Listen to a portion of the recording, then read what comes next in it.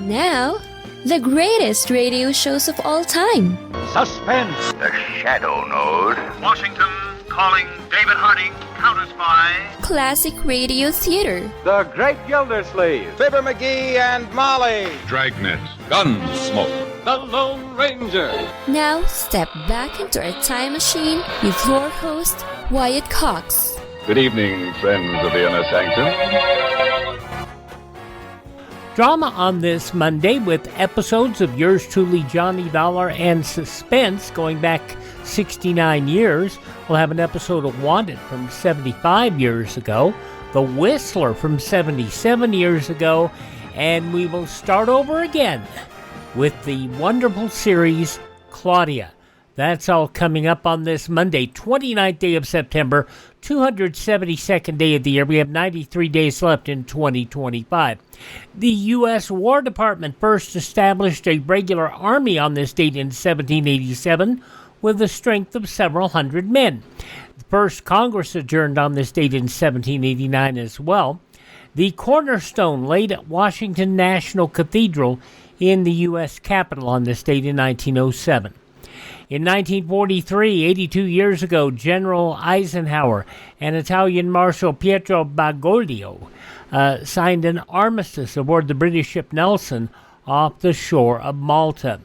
Premiering on this date in 1959, The Many Loves of Dobie Gillis, Max Schulman's short stories, adapted per scripts for the show. Dwayne Hickman starring as Dobie. His best friend, Maynard G. Krebs, was played by Bob Denver, later to be Gilligan on Gilligan's Island. Maynard G. Krebs was a right-out beatnik. He really was. It was on this date in 1973, Vice President Spiro Agnew declared he was totally innocent of the charges he accepted bribes when he was governor of Maryland. I am innocent of the charges against me.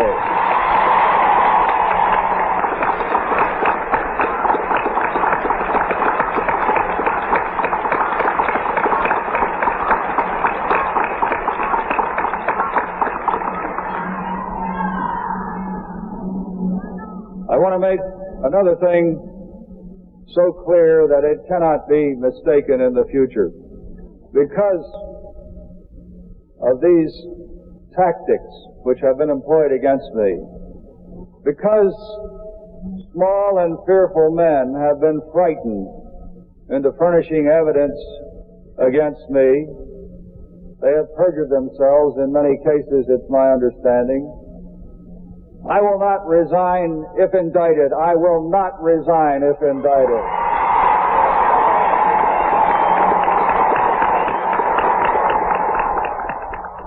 Less than a month later, Agnew allowed to plead no contest to a single charge. He had failed to report almost $30,000 of income received in 1967 with the condition that he resign the office of vice president.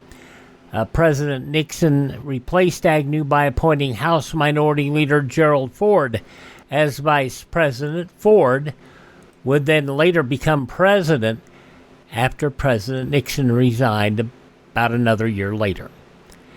After presiding over the Roman Catholic Church's 34 days, we woke up in America to hear that Pope John Paul I had died suddenly at the Vatican. Among those shocked by the news, Vice President Walter Mondale. It is saddening, shocking, and indeed unbelievable that this remarkable personality would be taken from us so quickly. The Pope was just 65 years of age. It was on this date in 1982 a Tylenol scare began when the first of 7 individuals died in metropolitan Chicago after ingesting extra-strength Tylenol that had been deliberately contaminated with cyanide. It's very obvious that these capsules were tampered with. It was not an accidental thing. It was not a product defect. It was not something that occurred in the stream of distribution. It was willful and wanton and very deadly. Johnson & Johnson spokesman Tyrone Fainer, the crime never solved to this day, and it changed the way our drugs were packaged forever, and in some ways to the worse, if you will. Now, it was on this date in 1988, NASA resumed space shuttle flights, grounded after the Challenger disaster. We have main engine start. 3, 2, 1, 0, and liftoff. Liftoff. Americans return to space as Discovery clears the tower. Discovery kicks and goes straight up into a Florida blue sky atop a tower of flame and smoke. Almost 3 years after the Challenger tragedy, the space shuttle is flying again. All 5 astronauts pushed back in their seats now. The power of 7.5 billion pounds of thrust. You can hear the roar from the launch pad across the range here. Discovery roars up into the Florida sky, now rolling over, headed for space. More problems with Discovery as they suffered severe damage to the thermal protection tiles in the underwing area. Post-flight analysis showed the impact of a 12-inch long piece of cork insulation during ascent was the culprit. The origin of the debris, the forward field joint on the right-hand SRB, and the damage such that during re-entry the thermal protection tile eroded almost completely, similar to the loss of the Columbia 15 years later. Nintendo, on this date in 1996, released the Nintendo 64 in North America. The Senate confirmed John Roberts to be the Chief Justice of the U.S. on this date in 2005. And in 2008, following the bankruptcies of Lehman Brothers and Washington Mutual, the Dow Jones Industrial Average fell 777 points, the largest single-day point loss in history to that date. The House defeated a $700 billion emergency rescue plan for the nation's financial system. Among those passing away on this date in history, baseball player-manager Casey Stengel, businessman Henry Ford II, cartoonist Charles Addams, actor Tony Curtis, and singer Helen Reddy. Birthdays on this date of those who are no longer with us include actress Greer Garson, actor, singer, and businessman Gene Autry, whom we'll hear tomorrow on Classic Radio Theater in his Melody Ranch program. Also, film director Stanley Kramer, actress Anita Ekberg, pro wrestler manager Skandor Akbar, who trained some of the greats. Also, Jerry Lee Lewis, the last surviving member of Sun Records' $1 Million Quartet. He passed away 3 years ago at the age of 87. Elvis, Carl Perkins, Johnny Cash, and then Jerry Lee. Frank Burns from MASH, Larry Linville, born on this date as well. Madeline Kahn, and Drake Hodgkin. John Black on Days of Our Lives passed away on this date a year ago, one day before his 71st birthday. Those people born on this date, they have all left the building, if you will. Hi, this is Jeff Foxworthy. It is now time for the birthday announcements. The following people are now officially older than dirt. We don't often think of jazz violinists. We often think of country fiddlers. We often think of the classical. But Jean-Luc Ponty, the French jazz violinist, turns 83 years old today. The sports fella, who also hosted some on the Today Show as well, Brian Gumbel, 77 today. Hello, and welcome to our special Real Sports Overtime. I'm Brian Gumbel. Gumbel, 77 today.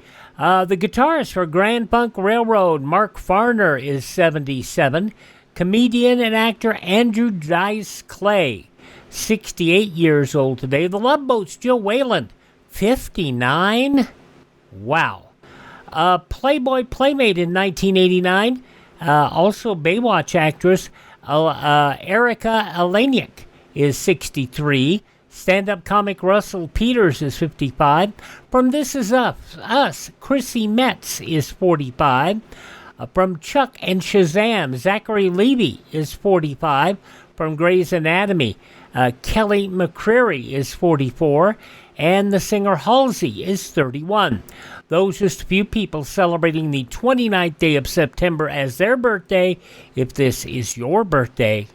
Hi, we're the 4 freshmen, and we just want to say happy birthday to you. And we're going to go back to Sunday, September 29th, 1957.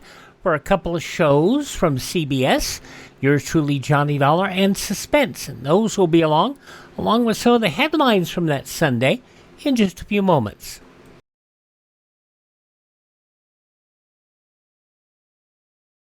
Ladies and gentlemen, in the next 7 years of bigger and bigger enrollments, America's grade schools will need nearly 250,000 extra teachers, besides those to fill normal vacancies. This great need, plus the growing public interest in education and improvements in schools, make elementary school teaching a more rewarding career than ever, a career that high school and college students should certainly consider. Education holds America's future, perhaps your future. By the way, coming out tomorrow, we will have our annual remembrance of the last 2 great old radio shows from Classic Radio Theater. We will have Suspense and yours truly, Johnny Dollar, the final episodes from 63 years ago, September 30th, 1962. We'll also have a 1945 episode of Orson Welles' commentary, kind of give you an idea of where radio was heading at the time, and a lot of people weren't even fully aware. Now, we're going to go to yours truly, Johnny Dollar, and this episode of the program was broadcast on CBS at 5:05 Eastern Time on Sunday, September 29th, 1957, and that is 68 years ago today, 69 years ago today, it is 68 years ago. Yes, 9%, 68 years ago. But anyway, they're going to Western Nevada for the Doubtful Dairy Matter. From Hollywood, it's time now for Johnny Dollar. This is Peter Hardy at Tri-Western Property and Casualty Insurance. Hi, how are things in the Golden West? You still in Reno? Sure am. Good boy. What goes, Pete? A little trouble with a big dairy farm out here, Johnny. Armenian dairies. Okay, Pete, tell me all. A year and a half ago in a fire, Armenian lost one of his silos. You know, one of those big towers where they store and cure a lot of chopped up corn and stuff. Yeah, I know. Cost us $21,000. $21,000 for a silo? This time it's a compound silo, and the claim is for $56,000. Oh. But I don't want to pay it. I don't blame you. Sure, because, Johnny, I think it was arson.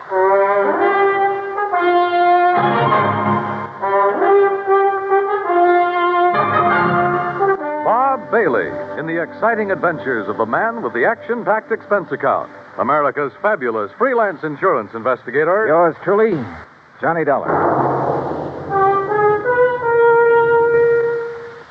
And now, Act One of yours truly, Johnny Dollar.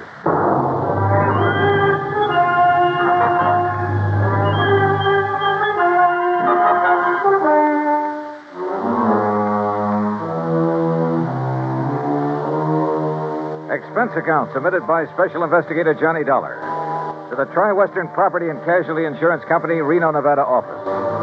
Following is an account of expenses incurred during my investigation of the Doubtful Dairy Matter.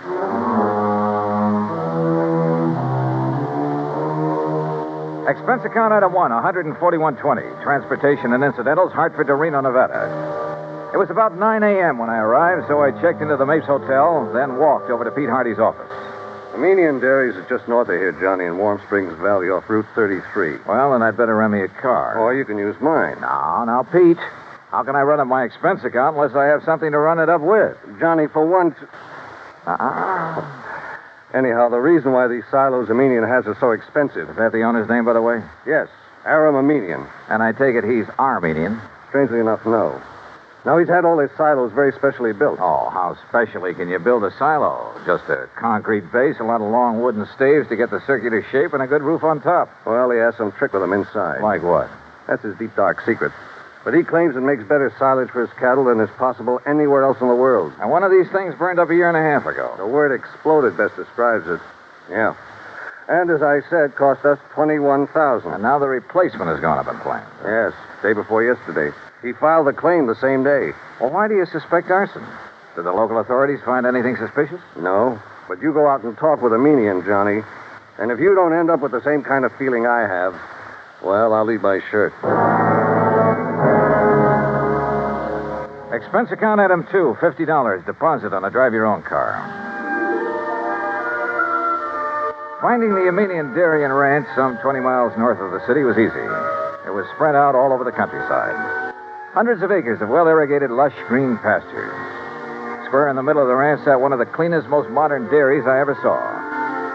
Aram Armenian gave me the grand tour, and I must say I was impressed. There was close to 200 well-kept Guernseys in the main barn, which was clean as a whistle. The milking machines, coolers, separators, clarifiers, and so on were the same. Yep, a prosperous-looking setup.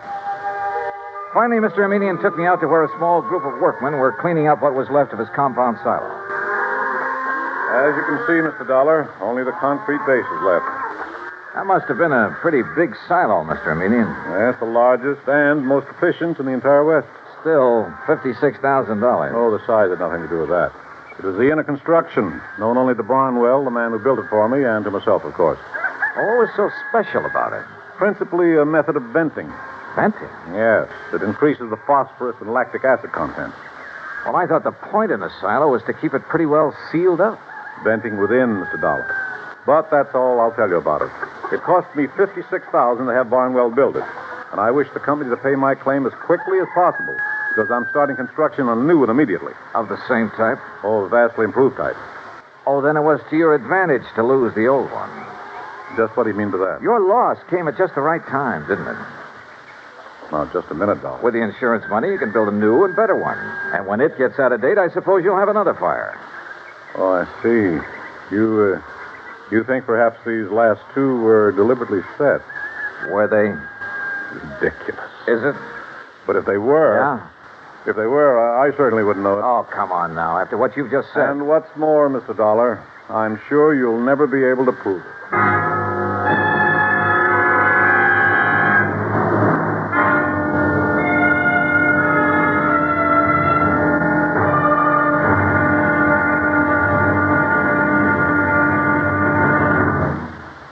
Act two of yours truly, Johnny Dollar, in a moment. We sometimes wonder, what is the life of a human being really worth? Not too much? Or maybe a great deal? Does it depend on whose life it is? Whatever the answer, one thing is certain. Fred Hargesheimer, since World War II, has felt that his life is worth quite a lot. Quite a lot of gratitude. During the war in the Pacific, about June of 1943, Lieutenant Hargesheimer had his P-38 fighter plane shot out of the sky. Badly wounded, he bailed out over a tiny island, New Britain. It looked pretty small from where he hit the silk, but he found it much bigger when he hit the ground. It was bigger, and in complete control of the enemy. But Hargesheimer was lucky. After a month of lonely hiding, he was found by a group of friendly natives from the village of Nantambu. They cared for him and successfully hid him from enemy patrols for the next 4 months at the risk of their own lives. Then Hargesheimer was able to make it back to civilization. For the next 17 years, Fred Hargesheimer thought about those wonderful people of Nantambu. 12,000 miles away in the United States of America, Hargesheimer put a great plan into effect. He made speeches, took up collections, sold jewelry belonging to his family, and worked out a way to bring a bit of civilization and happiness to the little village of Nantambu. Needless to say, the villagers gave him a spectacular welcome upon his return. Fred Hargesheimer showed his gratitude to the people who had saved his life. But life is worth little without freedom. The right of all men, everywhere. And now, Act two of yours truly, Johnny Dollar, and the Doubtful Dairy Matter. Why, what he said and the way he said it. Aram Armenian was practically challenging me to find out how arson was involved in the destruction of his $56,000 secretly constructed compound silo. Expense account item 3 phone call from a gas station on Highway 33 to Reno Police Headquarters. But Lieutenant Brady of the arson squad assured me he'd failed to find anything indicating the fire was set. So dead end. Until I remembered a little trick that had worked for me before and might work again. Item 4, 27 cents for a loaf of white bread at a grocery store along the highway. Then I drove back to the Armenian ranch. If I'd known you were hungry, Mr. Dollar, I should have had something provided for you at the ranch house, in spite of your rather nasty attitude about this loss of mine. Food is the last thing I'm thinking of, Mr. Armenian. Well, then why this loaf of bread, if you're not... Whoop. Now, let's see. Oh, now, surely you're not going to eat the piece that dropped in the ashes. No. No. Well, then get it out of your mouth, man. Well. Mm-hmm. Whatever in the world are you doing, Mr. Dollar? Yeah, I knew it. You knew what? A sure test for kerosene, Mr. Armenian. What? Yeah, fresh bread dropped in the ashes of a fire even days after the fire is out. I don't understand. I can still taste the kerosene. And, mister, it makes things look pretty bad for you. Me? Oh, good heavens, man, you can't. Dollar, I resent this completely unfounded accusation. Go right ahead and resent. Or better still, let me get hold of a stenographer and you can dictate a confession. Get out of here. Want to do it the hard way, huh? Get off this ranch, Dollar. Now leave. Immediately. Sure. I warn you, don't come back. Because if you do... Better be careful, Mr. Armenian. The kind of a threat you're about to make wouldn't sound very good in court. Get out. Get out. Out on the highway, I stopped at the Mobile gas station again and made another phone call. Item 5, another 20 cents. It was to my old friend Herb Carlbert, cashier of Reno's Farm Trade National Bank. It was past closing time, but he promised to leave a door open for me. So I grabbed a sandwich and a Coke along the way. That's item 6, 80 cents, including tip. Then at the bank, Herb led me back to his private office. Oh, sit down, Johnny. Tell me all about yourself. Yeah, later, Herb. We'll go out on the town and talk our heads off. Right now, I need some information. I hope you can tell me where to get it. Oh? Information about what? The Armenian Dairy. Or better still, Armenian himself. You know him? Oh, I certainly do. We're his bank. His happens to be one of the best accounts we have, especially in our investment department. You mean it's big? Plenty big. Like how much? Well, now, Johnny, I'll tell you this. If I had a quarter of his net worth, I'd have retired long ago. No big outstanding debts on his place? Anything like that? Not a penny. Aram's financial condition is as... Now, wait a minute. Yeah? That fire and explosion of his compound silo? Yeah, that's right. Herb, I've found evidence indicating arson. Well, certainly you aren't accusing him. Who else? Oh, no, you're wrong. Oh, now look, Herb, he filed that claim so fast. It's the most natural thing in the world for him. It's the way he does everything, like paying his bills immediately on receipt. He works that way. You expect everybody else to. Well, he gave me the impression he wanted to collect quickly in order to have money for rebuilding. Of course. Rather than cash in some of his blue chip investments. Herb, somebody fired that silo. Well, it certainly wouldn't be Aram. You sound like you're in cahoots with him. What about his employees? From my impression of the man, They love him like a father. Every one of them. And if every employer was as generous as he is, there wouldn't be any labor troubles in this country. Well, the fact remains that somebody somehow stood to profit by destroying that silo, and the one before it. Well, I can't imagine who. Even his competitors like and respect the man. Or so they say. No, they do. He's helped them stay on their feet during hard times, developed new ideas and methods, then passed them on to them. Oh, the fact remains... But, Johnny, I've had a rough day. How about a nice, cool, casual drink? Then we'll have dinner and take in the town. Item 7, 2130, for drinks and a good dinner back at the Mapes. But I didn't enjoy either. Because Herb in his defense of Armenian was no help at all. Except perhaps for giving me a list of all the people he could think of who did business with him. I decided to check them all first thing in the morning. Finally, about midnight, having lost our share at a couple of nearby gambling clubs, we parted. Herb drove away to his home on the outskirts of town. I went back to the Mapes. Take Mr. and Mrs. Kenworthy to room 314, boy. Yes, sir. What can... Oh, Mr. Dollar. Just my key, please. Certainly. Here you are, sir. And I hope you enjoy a pleasant night's rest. Thanks. Oh, by the way, there was a gentleman here looking for you early this evening. Hung around quite a while. Said he'd be back. Oh, who was he? Well, he didn't give his name, sir, nor did he wish to leave a message. Mr. Armenian? Mr. Armenian, the dairyman? Oh, no, sir. I'm quite sure. Okay, thanks. Yes, sir. Good night. Good night, sir. Oh, Mr. Dollar. Yeah? There he is. There. Huh? Going out the door, the dark brown coat. You're sure? Yes, sir. The same man. I wonder. Yeah, so do I. But if he knows you, sir, and saw you, sir... By the time I got out the front door, the man in the brown coat was halfway down the block and walking fast. Faster and faster, as a matter of fact, as I gained on him. He turned the corner, and by this time, both of us were running. Hey! Were you looking for me? By the end of 3 or 4 blocks, it was a real foot race. Then suddenly he turned into an alley, and like a darn fool, I plunged into the darkness of it after him. Hey. Hey. Right here. Oh, no, you.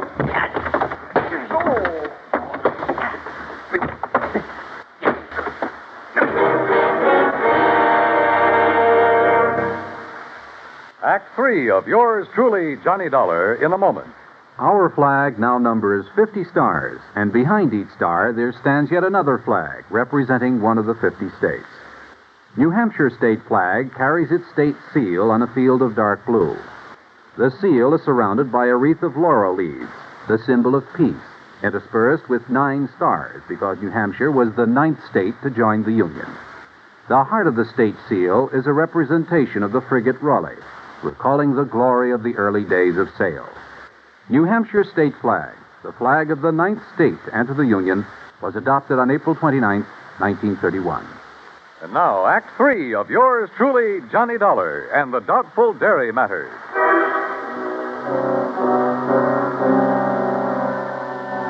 If it hadn't been for a big interstate moving van that drove into the alley where I'd been waylaid, well, I have a strong hunch I wasn't supposed to have lived through that beating. The truck driver, who absolutely refused a tip, incidentally, half walked, half carried me back to the Mapes. And the desk clerk had a doctor in my room within a few minutes. Terrible thing, Mr. Dollar. You're being attacked like this. And, of course, I'll have to make a report of it at the police. Oh, do anything you like, Doctor. Just get me patched up, will you? And you, easy now. You have no idea who could have done this to you. Believe me, I intend to find out. Judging by this swollen hand of yours, you got in some good licks, though, and whoever... What's the matter? Well, this is a very unusual ring you're wearing. Oh, some kids in the YMCA gave it to me a couple of years ago when I helped them with the softball team. Oh, yes, of course. That's the Y insignia. Yeah, one of them made it. And the 3 raised points stand for spirit, body, and mind. Yeah, that's right. Well, now, if you just... Oh, wait, what's that for? Make sure you get plenty of rest. Oh, no, Now, wait, Doc. I'm the doctor. Roll up your sleeve, please. Here, I'll do it. Look, if this shot leaves me groggy in the morning... You'll wake up feeling fine. There you are. Incidentally, that ring... Listen, before you notify the police... Ooh, hey, this shot works pretty fast. Yep. As I started to say, if that ring of yours didn't leave a mark on whomever you defended yourself against out there in the alley, I'll be very much surprised. In a few seconds, I was out like a light. But then a whole set of weird dreams began to plague my somewhat battered mind. And questions about who would attack me and why. Only the why was only too obvious to keep me from finding an arsonist who... Yeah, who probably bore the mark of my ring on his kisser. I thought of the names Herb had given me and his insistence that none of them could be guilty. Wait a minute. There was one name he hadn't mentioned, but a median had, of one man who stood to gain a lot by the destruction of the silos. Or maybe it was just a crazy hunch, part of the wild dreams that came from the beating I'd taken. In any event... In the morning, as soon as the bank was open, I was in Herb Carlbert's office again. Well, yes, he has an account here, too, Johnny. At least he did before. How about loans? Has this man we're talking about taken out any loans? Well, yes, but... Johnny, you know I... Yeah, I know. The fact remains he's pretty hard up for dough, isn't he? Well, I didn't say that. Although, of course, if that's the conclusion you choose to draw... Tell me this. He owes the bank money now, doesn't he? Yeah. All right. Did he also owe the bank a lot of money about a year and a half ago? Johnny. Yeah. Well? Johnny, you're right. But who would have suspected? And when you consider that Aram Amenian is the one man who has given him money for all the work he's... I can't believe it. Herb, it started out as a pure hunch, but right now I'd bet my... Where can I find him? Well, if Aram plans to go ahead with new construction, he's probably... Sure, out there at the dairy. You want to come along? Maybe I'd better after the way Aram threatened you. I guess I owe him an apology for the way I tore into him. Let's go. Johnny. Yeah? What if we're wrong? What if this man we think is the arsonist... Will you agree that the firebug is the same man who attacked me in the alley? Well, I suppose so. Then we'll soon know. Because believe me, he's a marked man.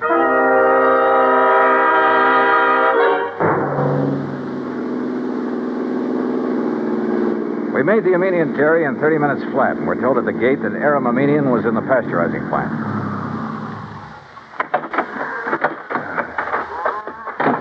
Maybe you better let me talk to Aram first, Johnny. It's not Aram that I'm interested in, Herb, and you know it. Oh, just a minute. Huh? What's the matter? Hold it a second, will you, while I tie my shoelace? Yeah, sure. I've been thinking, Johnny, on the way out. You know, we could really be terribly, terribly wrong. Herbert, old man. Aram, we're just looking for you. Well, when I heard the car pull up, I thought it was Joe Barnwell. He's due here to show me final plans for the new silo he's going to. Well, Mr. Dollar. Yeah, that's right, Mr. Armenian. I want to apologize for... Well, what's the matter? That dressing on your cheek. What about it? Just what is that little bandage hiding? Johnny? Well, Armenian? As a matter of fact, I cut myself shaving this morning. Well, I'm sorry, mister, but that bandage is going to have to come off. Look, Johnny. Now, just a minute, Dollar. Ah, here you are, Aram. Here's the final blueprint for it. Why, what's wrong, Joe? Gentlemen, this is Mr. Joseph Barnwell, Herb Talbert. We know each other. And Mr. Johnny Dollar. Yeah. I think we know each other, too, Barnwell. Oh, do we? Joe, did you have an accident of some sort? Your face. What's going to happen to him now won't be any accident, Mr. Armenian. And I apologize for doubting that you cut yourself with a razor. What? I'm afraid I don't understand. But that bandage on your face doesn't hide any razor cut, does it, Barnwell? Well, I don't know what you're talking about. All right, then let's rip it off. You certainly won't. Good heavens, Johnny. Yeah, look. The mark from the ring on my hand where I struck him last night. Okay, Barnwell. Now stop. Don't touch me. Start talking. Tell Armenian how you burned up his fancy, expensive silo so you could build another one. How you burned the other one up. Talk. I swear I... Talk. Talk.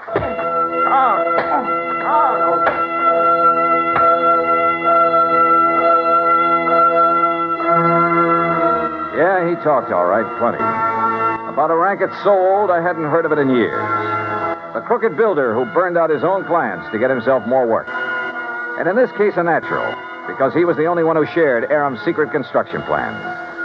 And by the time I was through with him, he blabbed about some of the other clients he'd taken the same way.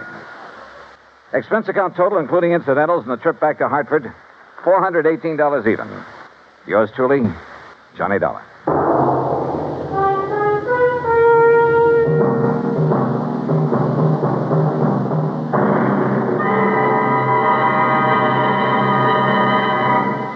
Our star, Bob Bailey, will return in just a moment to give you a hint about what's in store for you on next week's program. Meantime, listen carefully. There is a biblical verse which promises life is going to be better for everybody in the world when mercy and truth are met together and righteousness and peace have kissed each other. When the people of the United States of America express that thought, it is not in idleness, but in deeds. Today, it is common knowledge that when the gigantic earthquakes and tidal waves struck the Republic of Chile in South America not too long ago, thousands of lives were lost and tens of thousands were left homeless, hungry, and suffering. Immediate aid in the form of food, medicine, clothing, supplies, and professional and technical help were flown to Chile by the United States Air Force in a Mercy airlift. When the work was done and the suffering people made happier and more comfortable, American servicemen received such grateful thanks from the people of Chile that they felt increased pride in being able to wear the uniform of the United States of America. This same pride has come to other Americans in uniform when mercy and truth have come together to follow the wake of disaster in other parts of the world.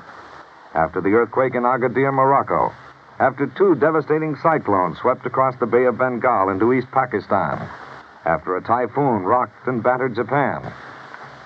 As mercy and truth got together, so did peace and righteousness to form a pact for freedom, the right of all men everywhere. And now, here is our star to tell you about next week's intriguing story on yours truly, Johnny Dollar. Next week, well, I get into cattle country again, and a Hereford steer solves a case for me. So join us, won't you? Yours truly, Johnny Dollar.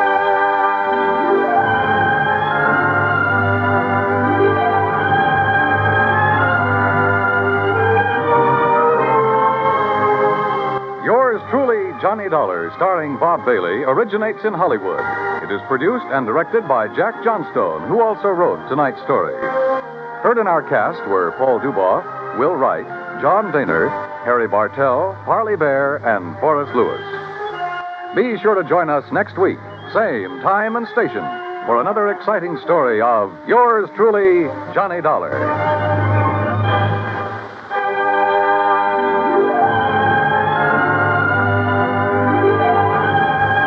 This is Dan Coverly speaking.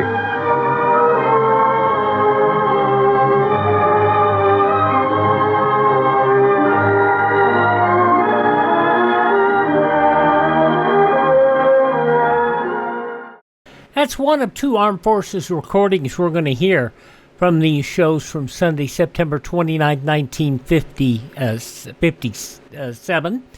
And we have uncovered more of these old Armed Forces recordings. And that is how we are still discovering better quality and better restoration on these master discs. Let me tell you the rundown for CBS in the afternoon. And they were the only ones doing any sort of drama. You did have some comedy sketches on NBC's Monitor, which ran all weekend long.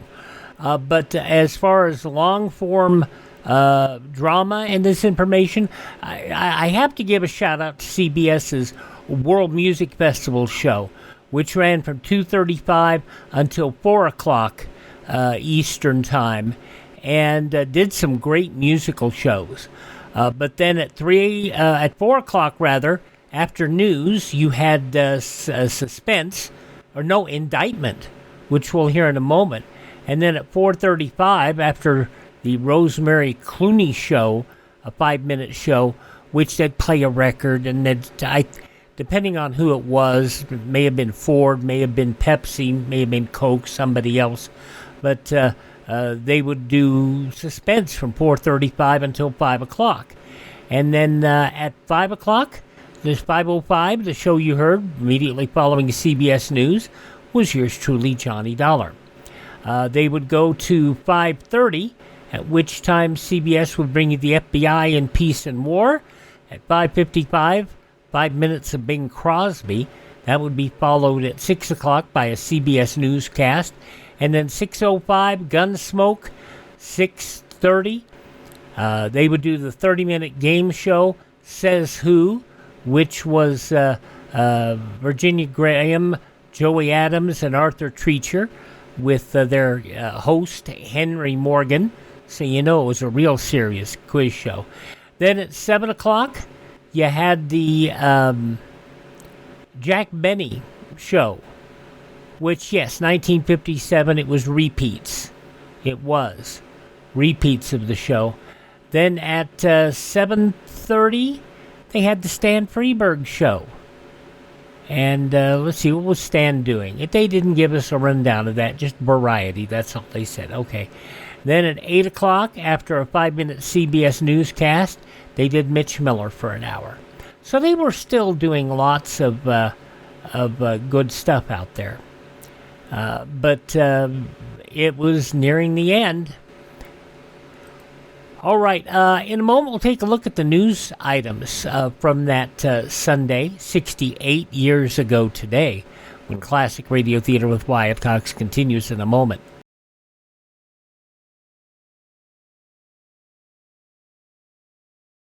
Millions in Europe and Asia are going hungry and facing actual starvation. Therefore, it's up to us, the best-fed nation in the world, to tighten our belts. We can share a meal and save a life. And here's how. Buy only as much bread and other wheat products as you really need.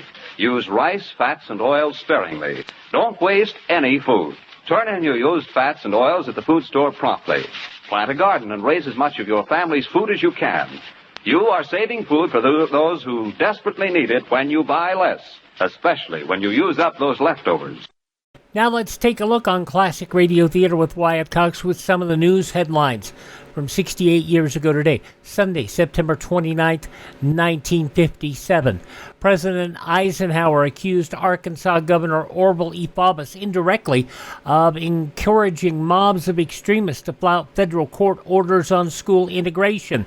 The president at the same time denied his order sending federal troops into Little Rock bore any resemblance to Hitlerian tactics. Eisenhower expressed his views in a telegram to Senator Russell, the Democrat of Georgia, who had protested the president against what he called high-handed and illegal methods being employed by the federal forces in Little Rock. The telegram did not mention Faubus by name, but in an obvious reference to the Arkansas chief executive, the president said, and we're quoting, "When a state, by seeking to frustrate the orders of a federal court, encourages mobs of extremists to flout the orders of a federal court, and when a state refuses to utilize its police powers to protect against mob persons who are peaceably exercising their right under the Constitution as defined in such court orders, the oath of office of the president requires that he take action to give the protection."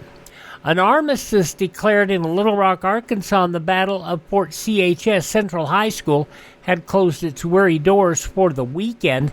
The battalion of newsmen transferred operations to the governor's mansion, where 137 Little Rock mothers moved into the spotlight. At an audience with the governor, the mothers put forth their pleas for a special session of the legislature, a closing of the school, and a reopening under sponsorship that would remove CHS from federal control and then fell back into the role of typical women. Newsmen were admitted to the grounds. Reporters' questions started up, but the governor had to move the ladies out before he could get a word in edgewise in his press conference. Governor Faubus said he might seek to close Central High School rather than see it continue in its integrated classes at the point of federal bayonets. The governor also said he has considered taking legal steps to obtain a federal court injunction against President Eisenhower with the aim of preventing use of federal troops at Little Rock. Faubus said the closing of Central High would be a very pleasant development. In other news, an appeals court cleared the way for the hotly contested Teamsters election, but warned that convention delegates must be seated in accordance with the Union Constitution. The U.S. Circuit Court of Appeals for the District of Columbia stayed a temporary injunction granted by federal Judge F. Dickinson Letta. He had acted to block this week's election at Miami Beach on the pleas that union bosses, with the aid of criminal elements, had rigged the ballot in favor of James R. Hoffa. From Turkey, pursuit planes of the U.S. Sixth Fleet with shoot orders went into action against an aircraft spotted snooping on fleet maneuvers. The intruding plane, believed to have been a Russian jet on a photographic mission, escaped to communist Bulgaria before American carrier planes could intercept it. Vice Admiral Charles R. Brown, Sixth Fleet commander, ordered missile-carrying Navy jets to shoot down the plane Thursday when it flew over American amphibious forces off Turkey for the fourth straight day. The jurors who have deliberated the confidential magazine libel conspiracy case for 11 days have reported to the court that they have not yet taken a formal ballot. Superior Judge Herbert V. Walker summoned the jury to his courtroom to ask how they were progressing. The judge added he was not inquiring how they stood as to guilt or innocence, but how they were divided numerically. Foreman Fred L. McCullough replied, "Your Honor, we have not reached a verdict. We've not finished going through the evidence, and no ballots have been taken." Juror LaGuerra L. Drouat then asked the judge, "Could I send you a little note in private so both attorneys can see it?" Judge Walker said, "I can't communicate with the jury at all, any more than anyone else." After a weekend respite, the jurors will resume their deliberations on Monday.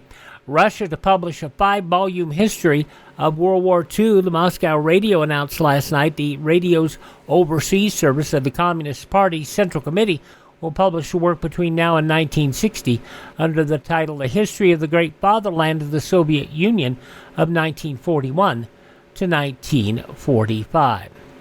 Taking a look at the Roper poll, the high hopes entertained by the electorate for President Eisenhower's second term which began to cool down last spring, have chilled still further. That, according to the latest survey of a cross-section of the American public. The public's answers to the same questions we asked last spring took the continued downward slope. If 100 is a perfect grade and below 70 is a failing grade, what grade would you give to the Eisenhower administration? So far, it appears that 90% or over, 22. The current poll, 22% would give them a 90 or over, 70 to 80, 50%, below 70, 12%, and no opinion, 16%. And Adlai Stevenson said yesterday he hopes soldiers can fully be quickly withdrawn from the school integration scene at Little Rock, Arkansas. Those some of the day's news stories from Sunday, September 29th, 1957. On your radio 68 years ago today. Up next, Suspense.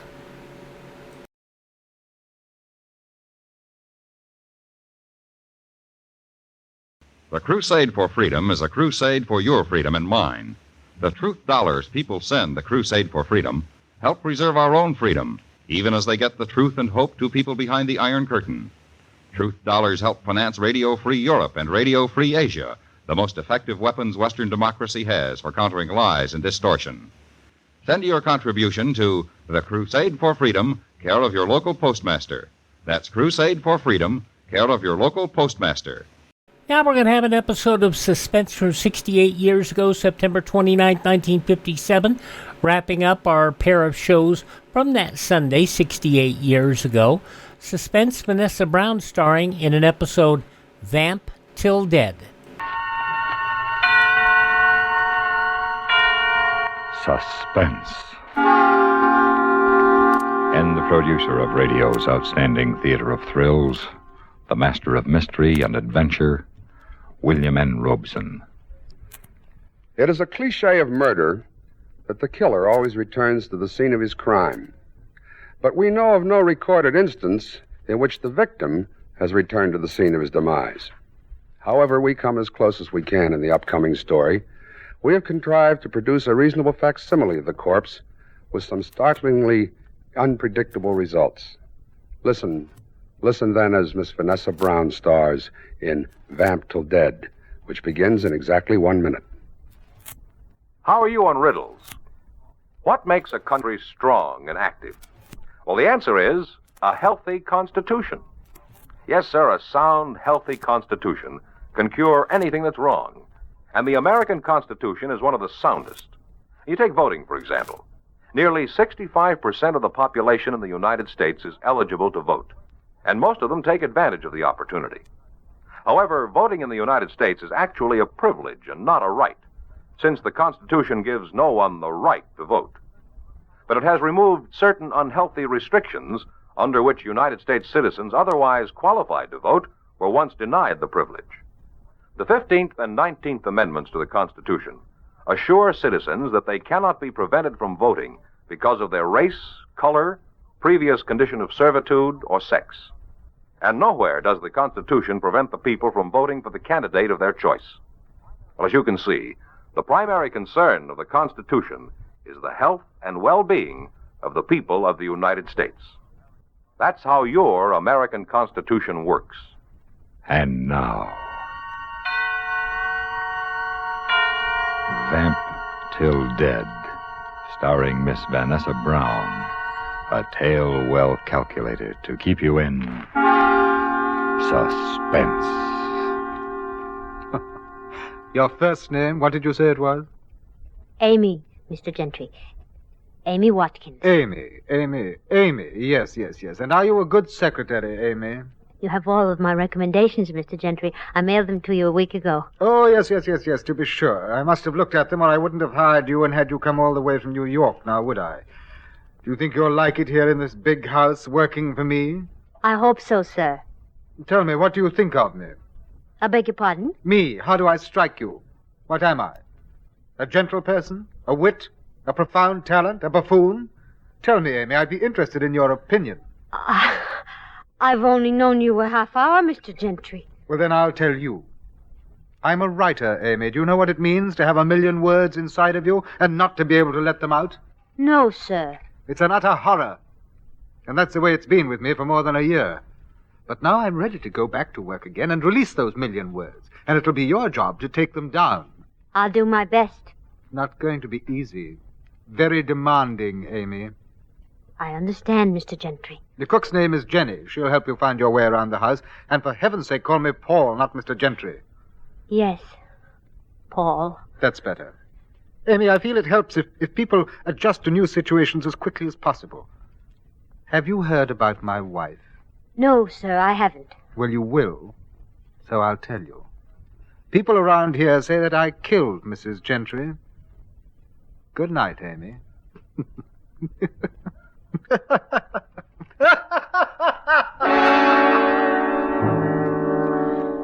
I ran upstairs to my room. I could still hear him laughing even after I closed the door. And then finally he stopped. And I was lying across my bed when I was aware that someone was standing beside me. He's like that child. You mustn't mind him. Who are you? I'm Jenny, the cook. Oh, yes. Oh, but somehow you don't look like a cook. Oh, my dear, I find more inspiration in cooking meals for a great writer like Paul Gentry than I ever found in the 23 years I taught high school English. Oh, I see. Now, don't let him upset you. He really doesn't mean it. He can be as gentle as he is harsh. No one really understands him. Did Mrs. Gentry understand him? No, she didn't. She never made an attempt. There's a question in your eyes, Amy. Yes. Was she murdered? Yes. In that little guest cottage down by the brook. You can see it from this window. How did it happen? It was almost a year ago. They argued over something trivial at dinner. The flowers on the table. Mrs. Gentry ran out of the house. A few minutes later, I could hear her playing the piano in the cottage. Some little tune that always infuriated him. The next morning, her body was found slumped over the piano. Her neck was broken. And people think there was no evidence against Mr. Gentry. No proof. Only hearsay and talk. I see. Now there's a question in your eyes. Yes, Amy. This information doesn't seem to disturb you. And that puzzles me.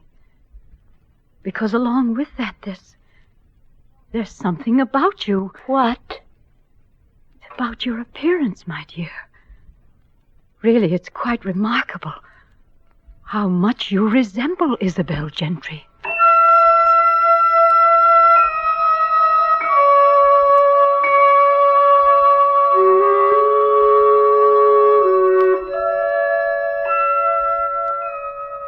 For the next 3 weeks, I took dictation from morning until night. There was quantity, certainly, but the quality was poor. The book was going badly. And then, one afternoon, when I walked into his study, there was another man standing there beside Paul. Amy, this is Al Pender. Al's a reporter on the local paper. He tried his best to have me indicted for murder. Oh.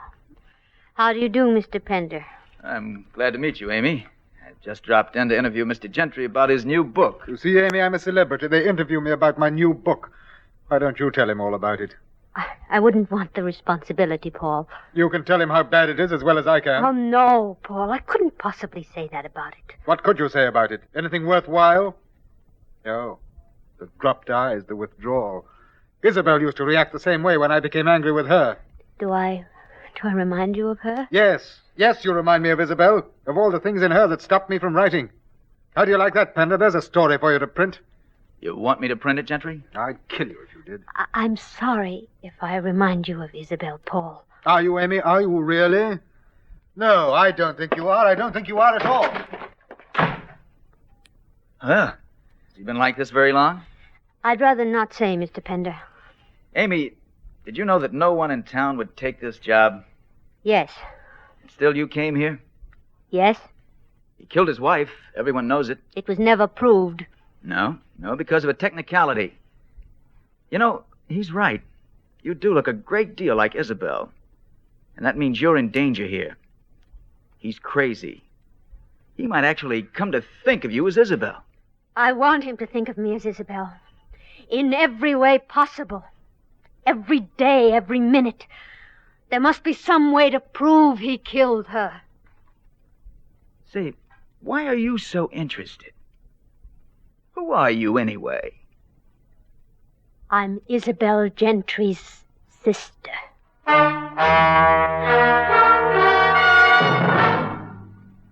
The second act of Suspense continues in 1 minute.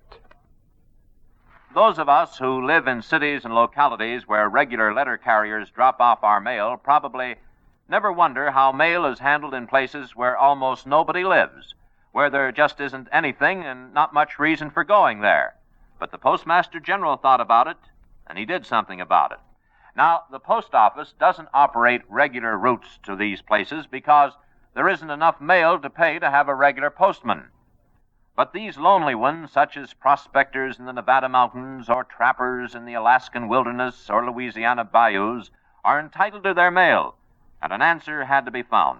So the Post Office Department set up a system of signing contracts with responsible people to deliver mail to these out-of-the-way places.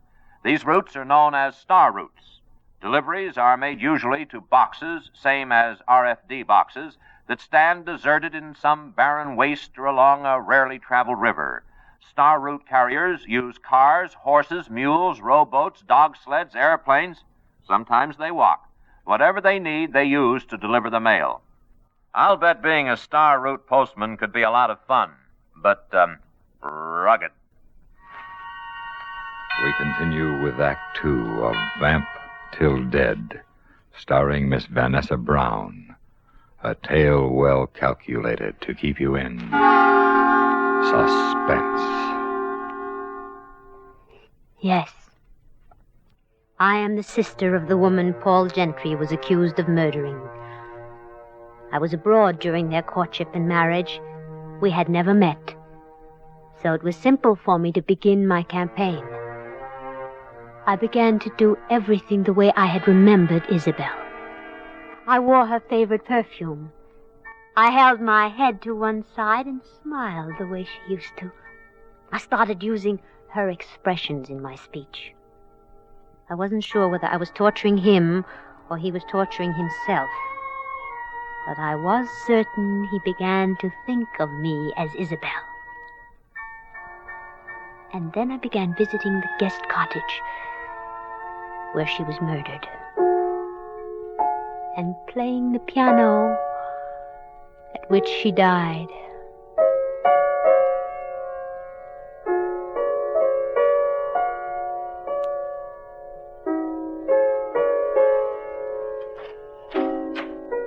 Amy!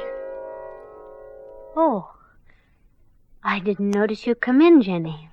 What are you doing here in this cottage? Practicing. Must you practice that? What do you mean? That's the tune she used to play. I told you he hated it. Oh, I forgot. And your hair. You're wearing it the way she used to. Am I? Don't you see what you're doing to him? What? He hardly spends an hour a day writing now. It's just like it was when she was alive. There was something about her that killed his inspiration. Instead of creating, he only wanted to destroy. Now you're doing the same thing to him. Me? But I only want to help him. There's only one way you can do that. How? Leave. But he needs me. You're not helping. You're hindering, always reminding him of her. Jenny, why do you stay? Oh, I'm like his desk or the chair he sits on, just a piece of furniture doing a job. He doesn't think about me one way or the other. Oh, someday I'll see him get back to writing the way he used to. You mean without her? Yes. Do you think he killed her, Jenny? Oh, that's something I don't dare think about, Amy.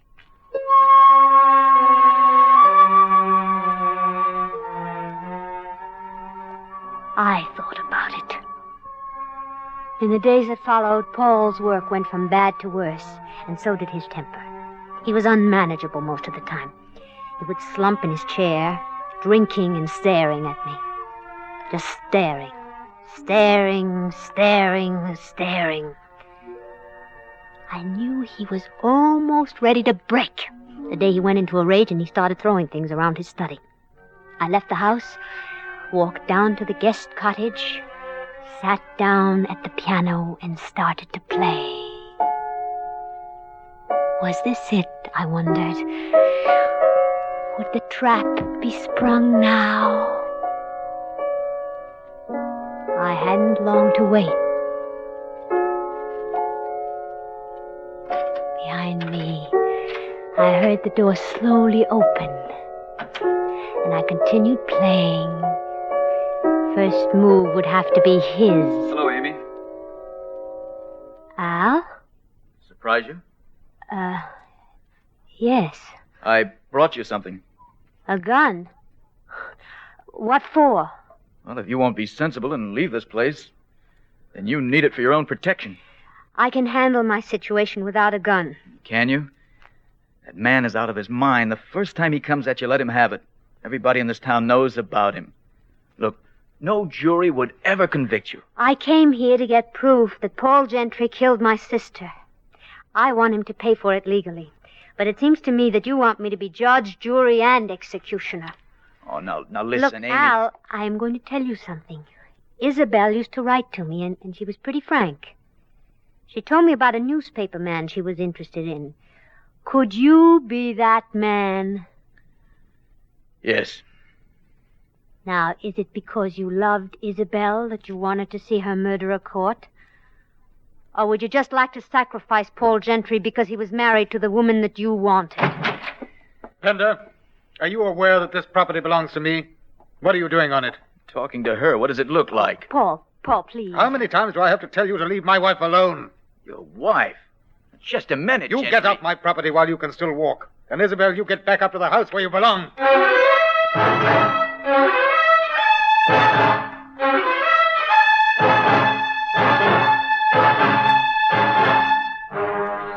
I ran back to the house up to my room. A moment later, I heard his heavy steps coming up the stairway. And before I could do anything, he was standing in my doorway. Isabel, why did you make me do it? Why? Why did you do it, Paul? I couldn't help myself. It was those men all the time, especially Pender. Amy. Isabel's dead. You're Amy. Why do you keep making me think that you're Isabel? Why? You're imagining it, Paul. Oh, Amy, why don't you leave here while it's safe? I think it is safe, Paul. You aren't afraid of me the way you were that first night? You aren't afraid of what I might do to you? No, Paul, I'm not afraid. If you really want me to go, I will, but I'd rather stay. I want to be close to you. Closer to you than anybody in this world has ever been. Oh, I don't want you to go, Amy. Ever. I love you. I know. I want you to marry me. Of course. Of course, Paul. Ever since Isabel died, I've wanted to be your wife.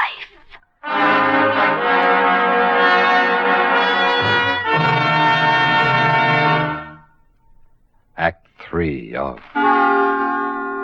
Suspense follows in 1 minute. Fool, thief.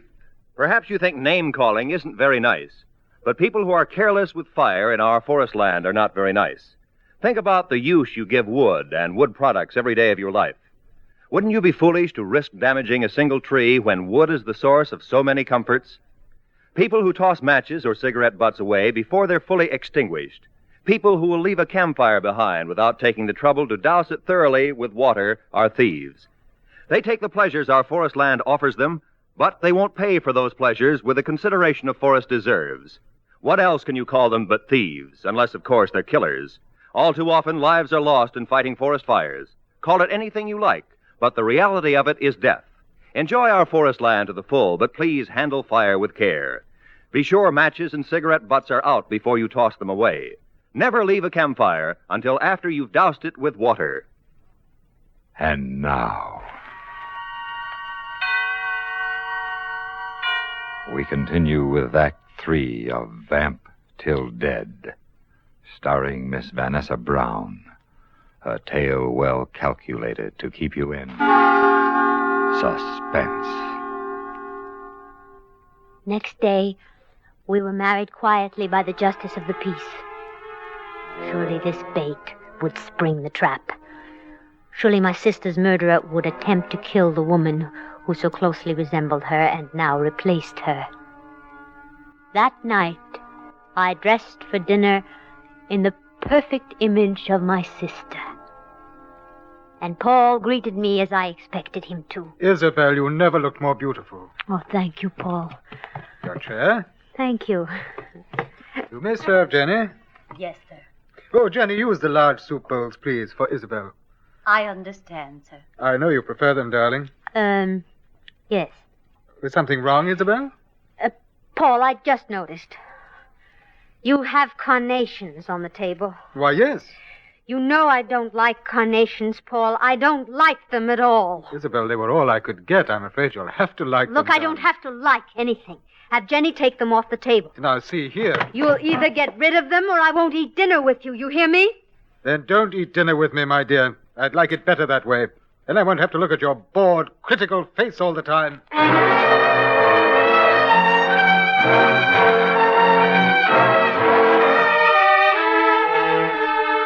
It was rude and cruel, but I had to know. I had to act the same way Isabel had acted, for it was just a year ago tonight that she had been murdered.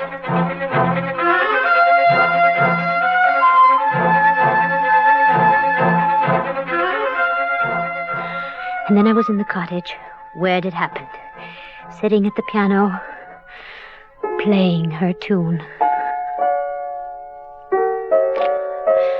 I sat there waiting. I knew I would hear steps first, and then a door. But I heard nothing.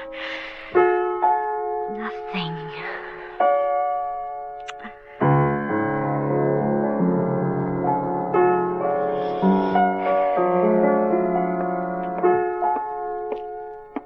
And then at last, I heard the steps.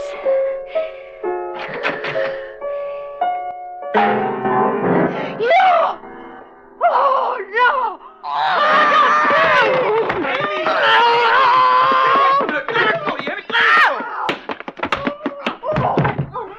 Amy, are you all right? Are you all right, Amy? Yes, Al. Yes. And stay where you are, or I'll blow your head off. I always knew it was you who killed Isabel because she refused to run away with you. Oh, you're wrong, Gentry. It wasn't me. Look. Paul, darling, she was the one. Jenny. I had to knock her out. She tried to kill Amy the same way she killed Isabel. She was afraid Amy was going to take you away from her. Oh, Amy, my darling. Paul, do you know who I am? Who I really am? Yes. I know you're not Isabel. I've known all along. I had to pretend because you pretended. Forgive me. Please forgive me. It's all over, my darling. Ended. Yes, Paul, it's over. Isabel is truly dead.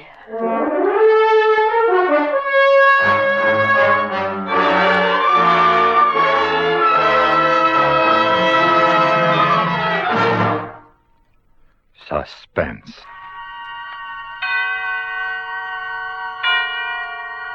In which Miss Vanessa Brown starred in Vamp Till Dead, written by E. Jack Newman and John Michael Hayes.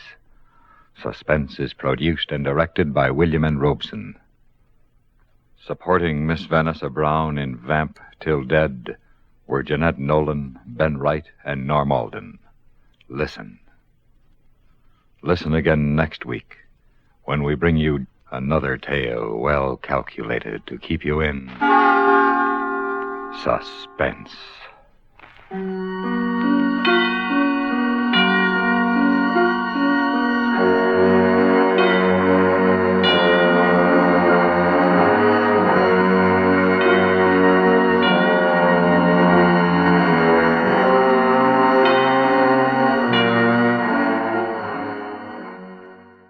Vanessa Brown, a quite intelligent actress. She had worked for a couple of years on Quiz Kids. She had an IQ of 165. She specialized in language and literature, and she had an interview program on The Voice of America. She was heard on Lux Radio Theater, Skippy Hollywood Theater, NBC University Theater, Theater Guild on the Air. She had a number of motion picture appearances. She was the 8th actress to play the role of Jane, appearing in the 1950 Tarzan and the Slave Girl opposite Lex Barker, a role in Vincent Minnelli's The Bad and the Beautiful, and I guess her last film appearance was in The Witch Who Came from the Sea in 1976. In addition to a lot of early shows, she appeared on The Wonder Years and Murder, She Wrote. She played the title role on the Wagon Train episode The Sally Potter Story in 1958, and did a lot of stage work as well. So, she also did some painting as well. She passed away in 1999 at the age of 71. Vanessa Brown, born in Austria to Jewish parents. There you have about Vanessa Brown, the star of this episode of Suspense. And that wraps up our look at Sunday, September 29, 1957, 68 years ago. Coming up on our Tuesday show, we will have Westerns, Gunsmoke and Fort Laramie from 1956, Gene Autry's Melody Ranch and Tales of the Texas Rangers from 1950. We also have our special podcast tomorrow with Suspense, yours truly, Johnny Dollar, their final episodes that aired 63 years ago tomorrow. Also coming up, we will have on Wednesday, The Shadow, Adventures of Philip Marlowe, The Man Called X, and Nick Carter, Master Detective. Thursday, Fibber and Molly, Great Gildersleeve, Phil Harris, and R. Miss Brooks. On Friday, The Adventures of Sherlock Holmes, Nick Carter, The Counter Spy, and Theodore Royal. We'll also have on Saturday, Harry Lime with Orson Welles, Dragnet with Jack Webb, Jackson Beck as Philo Vance, and John Dehner as the Frontier Gentleman.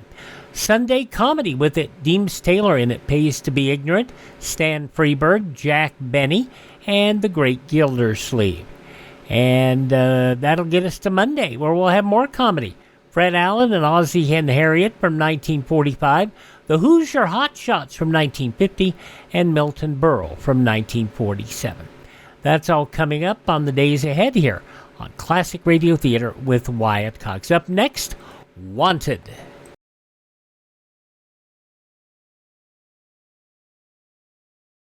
This is Debbie Reynolds. If you've been wondering what you can do to fight communism personally from your own home, there is something you can do. Support Radio Free Europe, the station built and financed by the contributions of the American public to the crusade for freedom. Radio Free Europe is one Cold War operation the communists fear and attack constantly. Support Radio Free Europe. Send your truth dollars to Crusade for Freedom, care of your local postmaster. We go back 75 years now to September 29, 1950, for an episode of the NBC's program Wanted. Wanted. Wanted for jailbreak.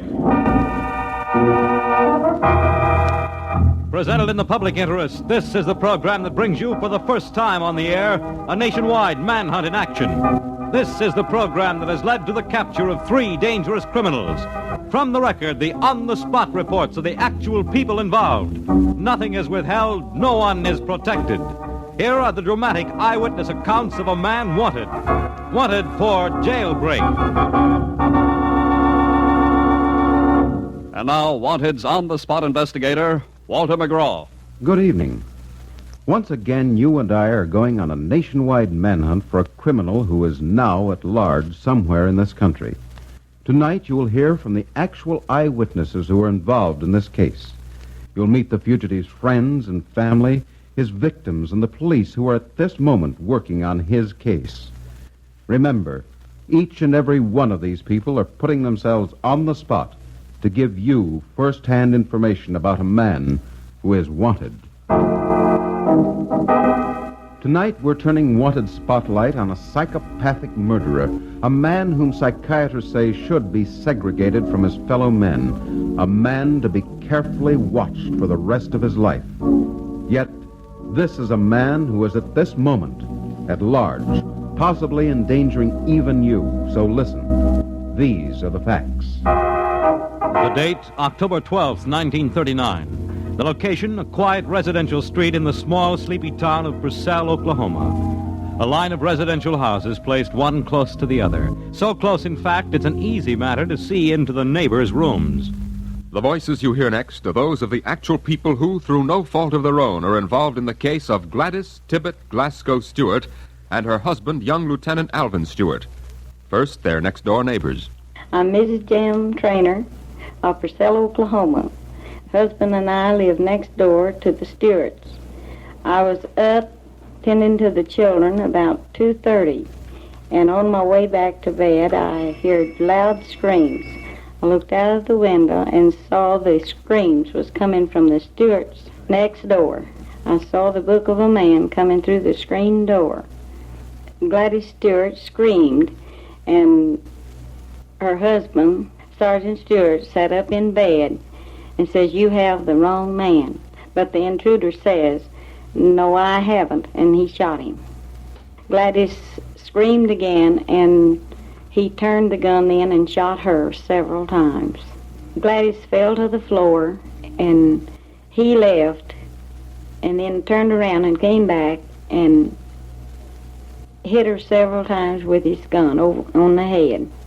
Now here is my husband. Jim, what did you do then? I asked you, should I shoot him?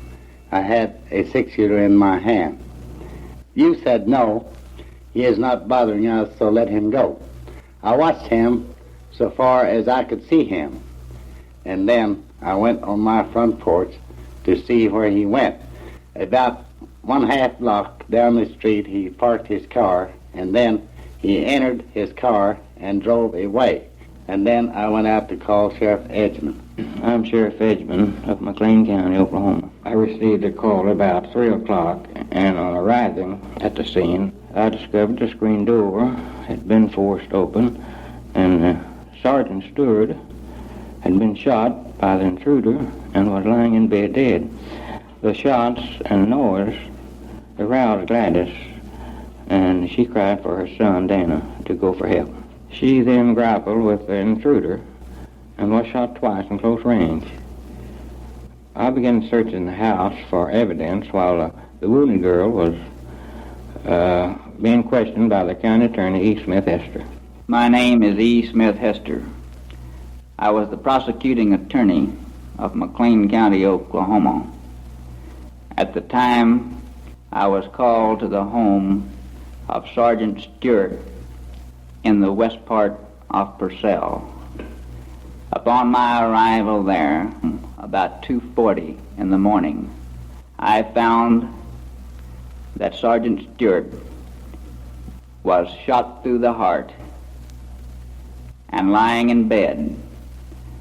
Mrs. Stewart had been shot twice, once through the spleen, and was bleeding badly. She advised me that she realized that she was going to die. The dying girl, Gladys Glasgow Stewart, lapsed into unconsciousness and was taken to the hospital. County Attorney E. Smith Hester and Sheriff Edgman hoped she'd regain consciousness and make a full statement, giving the needed details of the attack. They knew from the first that this double tragedy was no accidental shooting by a prowler, but the direct result of Gladys's past life. And that past had started 10 years before.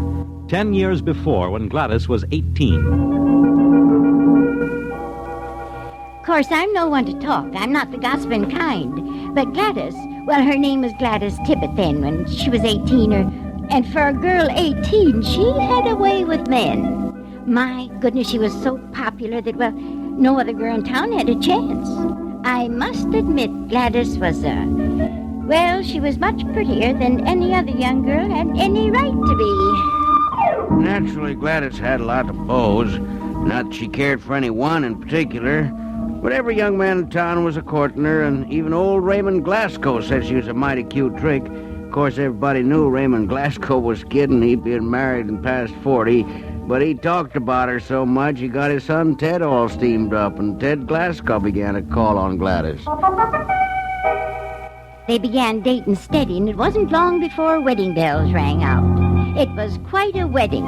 Gladys so beautiful and young, Ted so happy, and Gladys's folks, the Tibbetts, thrilled to death.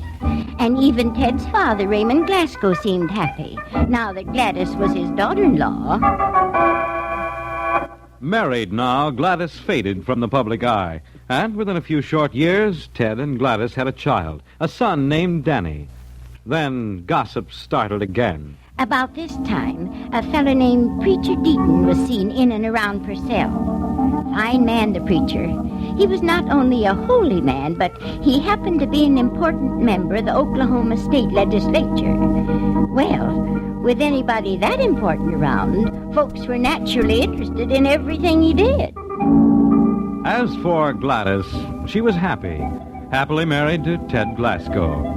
Frequently, Ted and Gladys, Ted's mother and father, old Raymond Glasgow and his wife, and Gladys's mother and father, Mr. and Mrs. Tibbett, would go out together. On Saturday night, they'd drop into one of the various roadside cafes and spend the evening having a few drinks together. But whenever they had a few drinks together, the fight would start. Old Raymond Glasgow was a moody kind of guy, and he'd get mad over anything.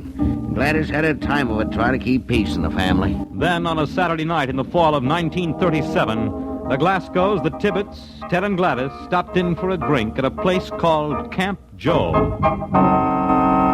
This is Ray Hammers. I run Camp Joe.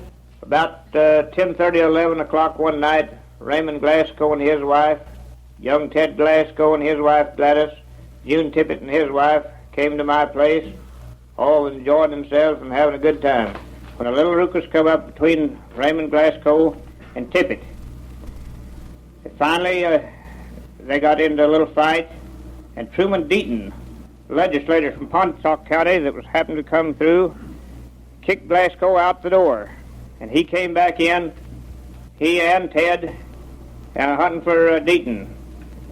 And we tried to stop him at the door, but he kept coming. He kept advancing on Deaton till finally he drew his gun and fired 2 shots. First shot evidently aimed at Raymond Glasgow missed. The second shot hit Ted, which killed him.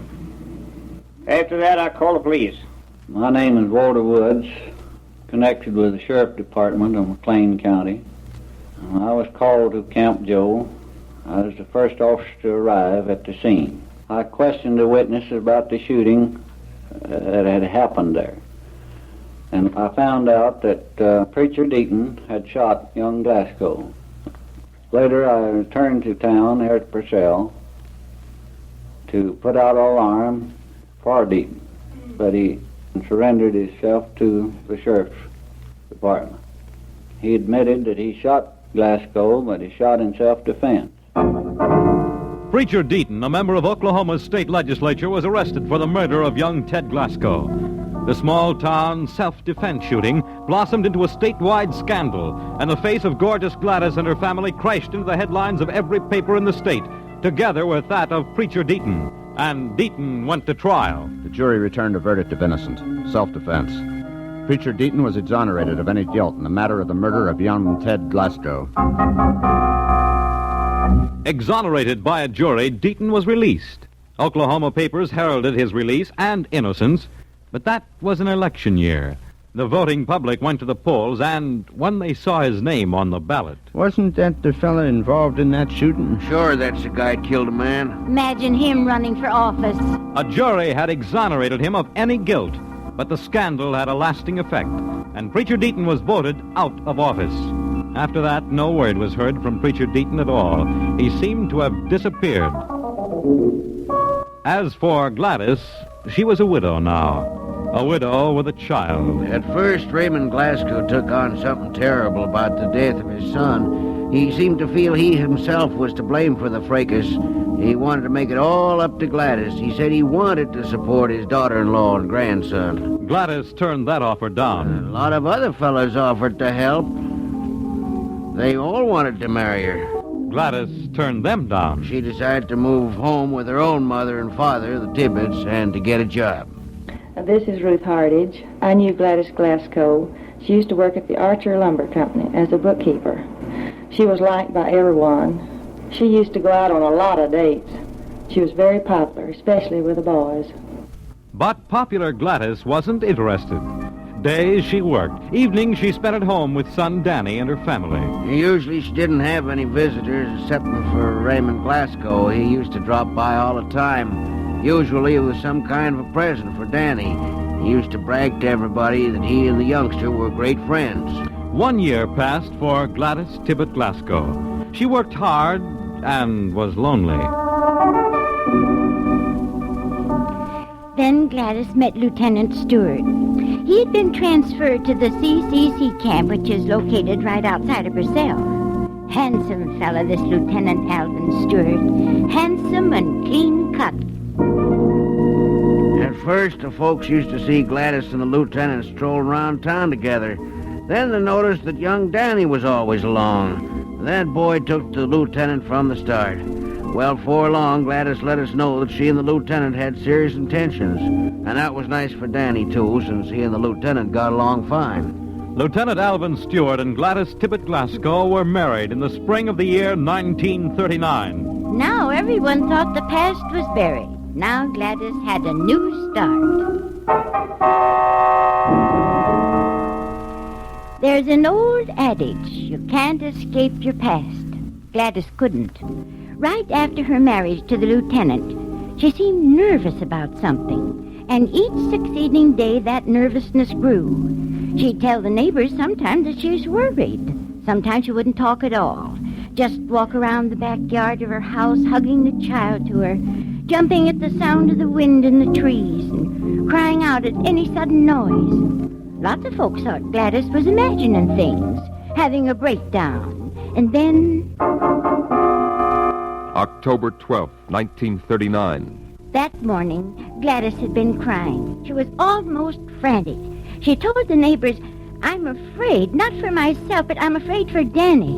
But she wouldn't tell anyone who she was afraid of. During the night of October 12th, 1939, the intruder broke in and shot both Gladys and her husband. After the shooting, Gladys Glasgow Stewart said she knew she was going to die. She was taken to the hospital unconscious. County Attorney Hester kept a vigil outside her door, while Purcell Sheriff Edgman went to work gathering the details of the case. He got a description of the murderer. I saw him. He walks with a limp. I heard him talk. I know who he is. He got a description of the gun, .38 Colt revolver. It's registered. He got a description placing the murderer at the scene of the crime. And he got a motive, if you can call it that. The day Gladys married young Lieutenant Stewart, it started. He was jealous of the lieutenant, not jealous like an ordinary guy, but different.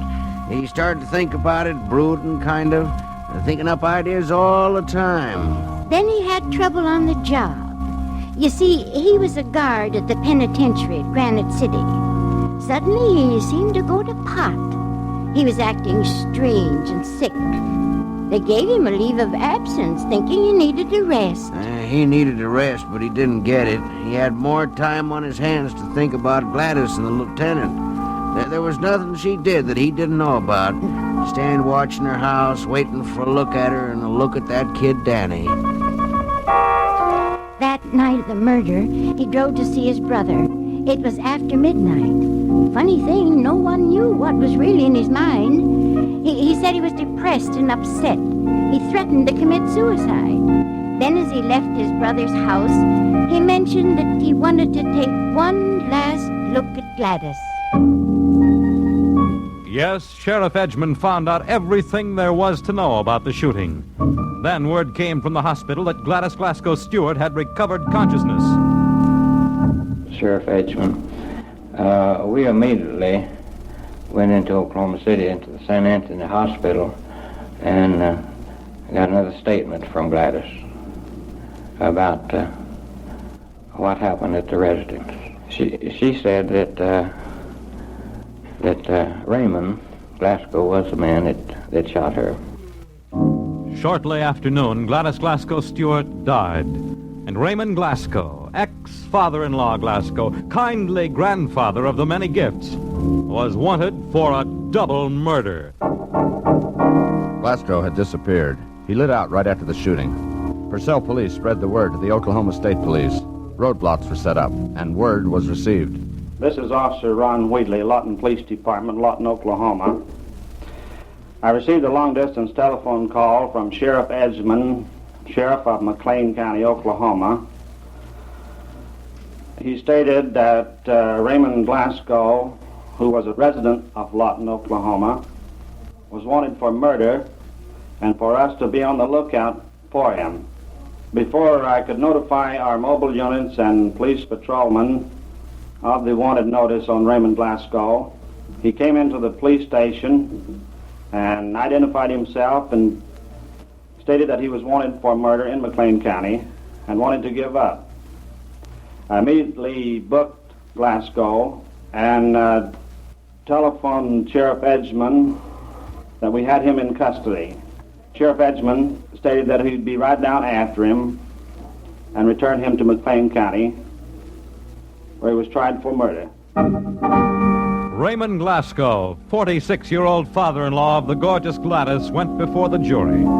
At first, he entered a plea of not guilty. Later, he changed that plea to guilty. The state tried to get the maximum sentence, the chair, but there were extenuating circumstances. This is Dr. Frank Kane. Dr. Griffin, superintendent of the Central State Hospital over at Norman, interviewed Raymond Glasgow and turned in the following report. Glasgow is suffering from a mental condition and is what the medical profession terms a psychopathic patient. A man in this condition is much more likely to commit such crimes since he is under much less restraint than a normal person. Any person in Glasgow's mental condition is very dangerous and should be kept apart from other people for the remainder of his life. With this report in mind, the jury returned a guilty verdict, but recommended clemency. Raymond Glasgow was sentenced at the Oklahoma State Penitentiary for the rest of his normal life. This is Warden Burford, the Oklahoma State Penitentiary at McAllister, Oklahoma. Raymond Glasgow was received here the 9th of November, 1939. Being a farmer and having served as a guard at Granite, it was only 6 years until he was made a trustee. When he was made trustee, he was assigned to the dairy barn under the supervision of Mr. John Yarber. This is John Yarber, superintendent of the dairy at the Oklahoma State Penitentiary. When Raymond Glasgow came out the barn as a trustee, we had him working in the milk room for about 2 weeks.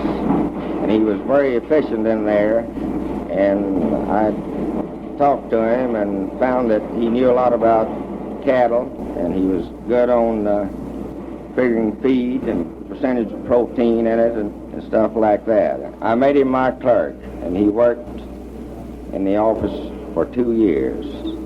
He was also made to sleep out. He used to sleep here all night, and the guard would check him every 2 hours. However, on the night of April 17th, 1948, when the guard came along at 3 in the morning, why, Raymond wasn't there. We immediately put out a statewide alarm. A statewide alarm for a double murderer. A man emotionally unstable, a psychopath. The alarm spread from Oklahoma through the entire Midwest. But from the moment of his escape until the present moment, no word at all has been heard of Raymond Glasgow. It is not our function here to determine the guilt or innocence of a man, nor do we intend to. But according to the facts you've heard tonight, and or other pertinent material, Raymond Glasgow is wanted.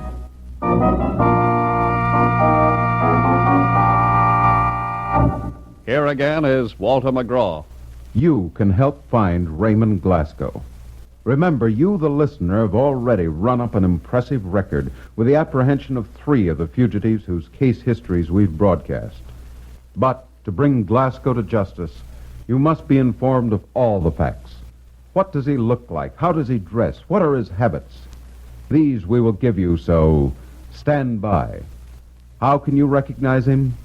Listen, and listen carefully. This is Warden Burford, Raymond Glasgow, age 58 years, height 5 feet 8 inches, weight 172 pounds, medium build, hair blonde gray, teeth good, tattoo of horseshoe, horse head and whip, inside right arm, tattoo of dagger and heart, inside of left arm between the elbow and wrist. Now back to Walter McGraw in New York. If you should see Raymond Glasgow, don't approach him on the street. Remember, this man is mentally ill, a psychopath. He may be very dangerous. Simply call your own local police. Tell them that you've seen Raymond Glasgow, an escapee from Oklahoma State Penitentiary at McAlester, Oklahoma. Remember that. Raymond Glasgow is wanted by the Oklahoma State Penitentiary at McAlester. This is his description. Raymond Glasgow is 58 years of age, 5 feet 8 inches tall, weighing 172 pounds. He has blue eyes, graying blonde hair, and light skin. He has a half-inch cut scar on the side of his palm near the thumb. The inside of his right arm, between the elbow and wrist, is tattooed a horseshoe, a horse's head, and a whip. His left arm is tattooed in the same place with a dagger and a heart. To date, we've presented case histories on 12 of the most dangerous fugitives at large in this country. You, the listener, have brought to justice 3 out of the 12, an impressive record, a good job. But 9 of these men are still at large. 9 dangerous fugitives are still loose. So let's look at the scoreboard and bring these 9 bums in. Who are they? Myron Mike Selleck, wanted for unlawful flight by the FBI. Mikey Selleck is a former member of Detroit's Purple Gang. He was convicted of armed robbery and conspiracy to commit murder. Selleck is one of the most dangerous men at large today. He was a key figure in the sensational murder of Michigan State Senator Warren G. Hooper. Directly after our broadcast on July 14th, we received word that Selleck was in Los Angeles, California, but he escaped a police dragnet there. Additional word has come in since then. Myron Mike Selleck has been in or near Cleveland, Ohio. Myron Mike Selleck was seen near or in Cleveland, Ohio.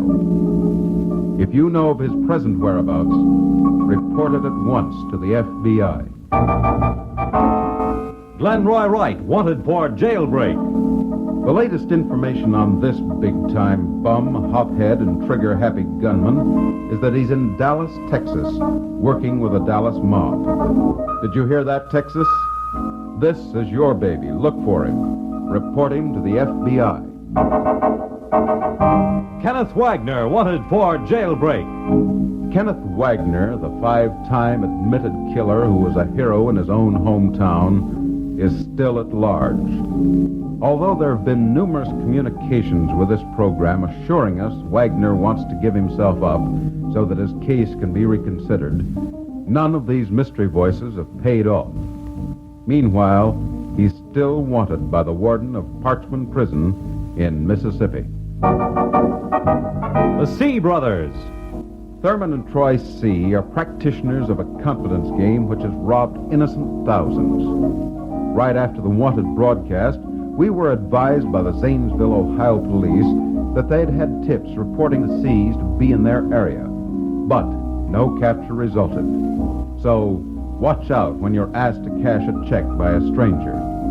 All information concerning the C's should be directed to the attention of the District Attorney's Office, Denver, Colorado. They are wanted there.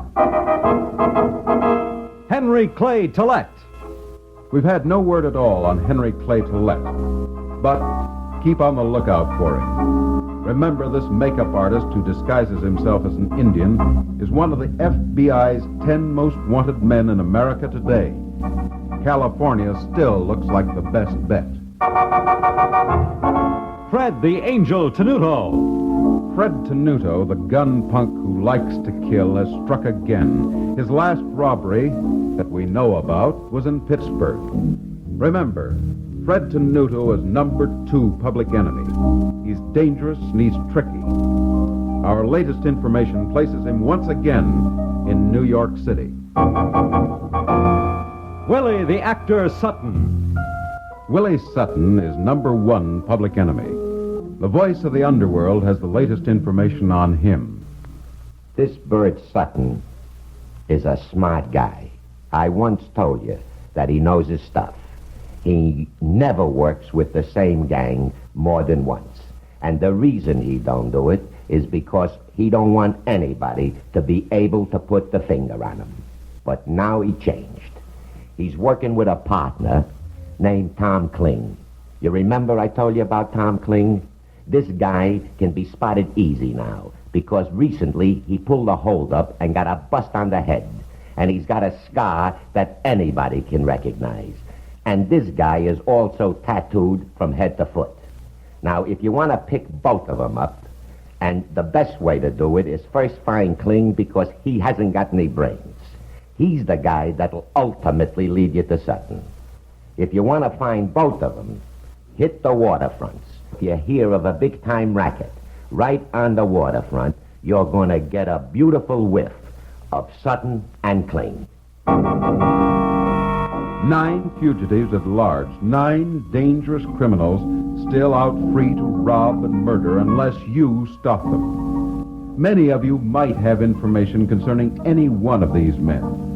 If you've seen them, or if you think you know someone who might have information about them, notify the authorities or write directly to me, Walter McGraw, care of Wanted, NBC, New York. All mail will be considered confidential unless you otherwise specify. Remember, be sure of all your facts and give all details in your letter. Write directly to me, Walter McGraw, care of Wanted, NBC, New York. That's Walter McGraw, Wanted, NBC, New York. Now, this is Walter McGraw saying there's no time like now to wipe out crime. Watch for the return of Wanted when you will again hear the actual people give their eyewitness accounts of the country's most dangerous fugitives who are wanted. Wanted by the police of the nation. All material heard tonight was factual from the record.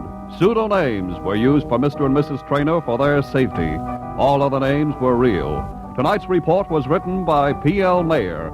Music was by Morris Momorsky. William Meader was at the organ. The narrator was Fred Collins. Wanted was supervised for NBC by Joel Hamill and produced and directed by Walter McGraw.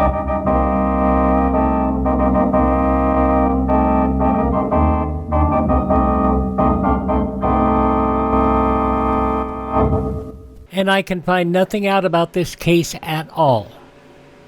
Nothing at all. 75 years ago, September 29, 1950, Wanted, here on Classic Radio Theater with Wyatt Cox. Visit our webpage at classicradio.stream to support the program. Coming up next, The Whistler.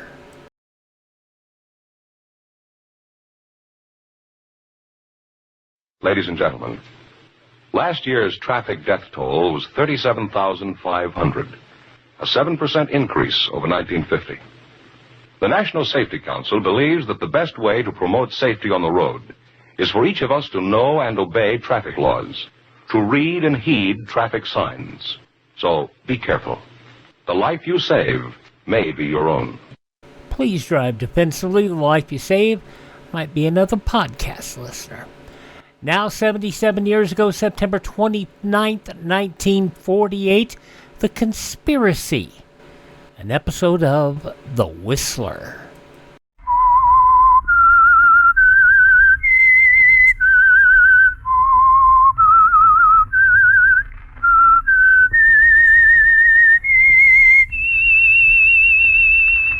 That whistle is your signal for the signal oil program, The Whistler. The mystery program that is unique among all mystery programs. Because you know who's guilty. You see his every move. You know his complete plans, even his innermost thoughts. Yet the final curtain always brings a startling surprise. In the signal oil program, The Whistler.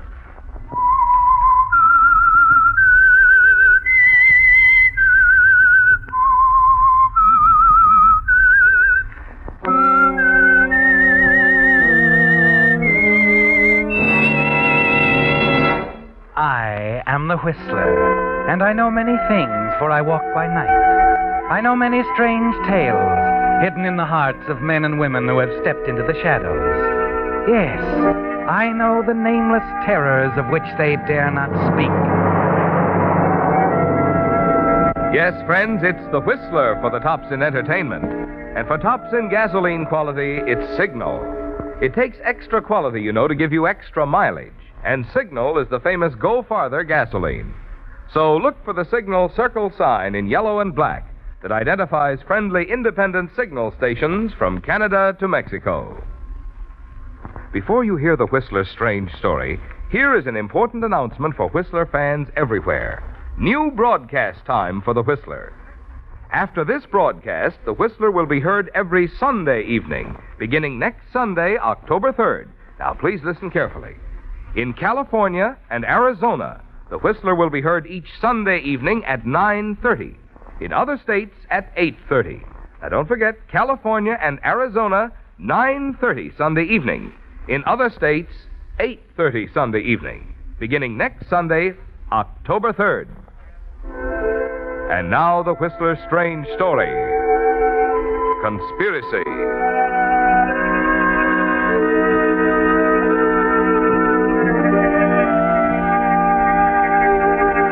The lunchroom was deserted, except for a young man who sat perched on a stool at the end of the counter. From time to time he looked up, stared out the window into the driving rainstorm, and then his eyes wandered back to the newspaper spread out before him. Here's your melted cheese, Joe. Anything in the paper about the storm? Mm-hmm. Who's that guy's picture there? Alvin Pettis, local citizen, shoe clerk, and murderer. Coffee or milk, Joe? Coffee. Who'd he kill? His wife. His wife, huh? On account of another guy? No. He had a dame? No. He did it for the insurance. No. He just didn't like her. Let me see what he looks like, Joe. So this is Alvin Pettis, huh? Don't like his looks. So he's a murderer, so people look at his picture and they shudder. I wonder how many of them are entitled to do that. Wonder how many of them might not be murderers, too, if the circumstances were right and there wasn't any law. Huh? Salt and pepper, Hazel. Here. You newspaper guys. What about people being murderers under the right circumstances? Haven't you ever hated somebody enough to kill him if you knew you could get away with it? Well, I don't know. Still, there was a guy in St. Louis once. Yeah. You take a city full of people, the innocent and the guilty, with their loves and hates, their pride and greed and jealousies. And in that city, a pronouncement is made that on this date, between this hour and that one, there is no law, no retribution, that the crime of murder will go unpunished. Don't you think there'd be quite a few people killed? Don't you, Hazel? Think it over, baby. Think it over. Never mind, probably for me. I'm expecting a call from Forney. Hello. This you, Joe? Yeah, what's the latest report on Old Man River? Just got a call from the sheriff at Greendale. Things are getting tough down there. If the river breaks through, they'll have to start looking for that town somewhere off the coast of Cuba. Greendale? But the Army's out there. They're losing ground, Joe. The levee might hold another hour or two, maybe more, but she's going tonight, and I want you to be there when it happens. You're liable to pick me up off the coast of Cuba, Flarney. Send a boat after you, sweetheart. But phone that story in first. You know, color stuff. I was there. I saw it happen. Hot coffee, sweating soldiers. Man versus nature. Okay, I'll give my all for the dear old Baton Rouge Times. I'm on my way, Flarney.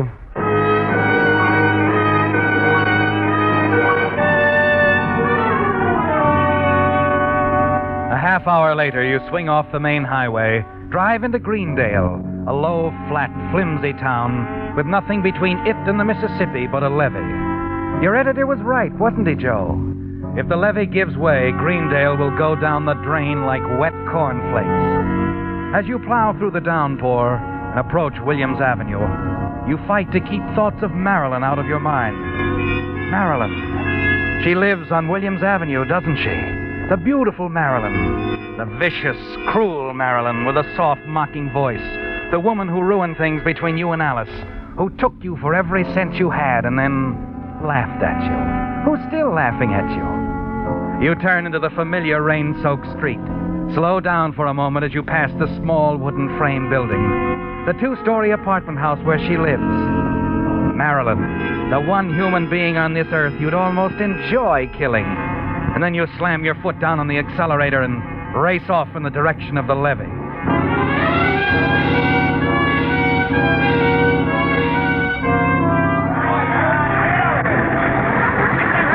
Hey, you there! Yeah! What are you doing here? Joe Kennicott's the name, Major. I'm with the Baton Rouge Times. Reporter, huh? Okay. How's it look? Well, you can see for yourself. Look at it boil down there. Yeah. Levee's like a hunk of Swiss cheese. Hey, over there! Pull that truck around. No, this way, man, this way!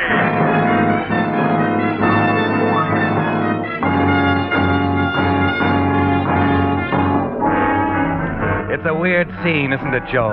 Men, trucks, equipment, fighting the Mississippi in the glare of the giant searchlights, heaving sandbags, pouring gravel, trying to save a town they know is doomed. Your eyes take it all in. Your pencil is busy making notes, but your mind is on Marilyn. You wonder if she's back in that apartment on Williams Avenue. You hope that she's asleep, that somehow she'll get washed out into the river with the rest of the rubbish, and then suddenly everything stands still. The pencil slips from your hand. Your eyes shut out the scene on the levee as the realization hits you. It would be so simple, wouldn't it, Joe? Yes, you could kill Marilyn and get away with it. The river would cover for you. All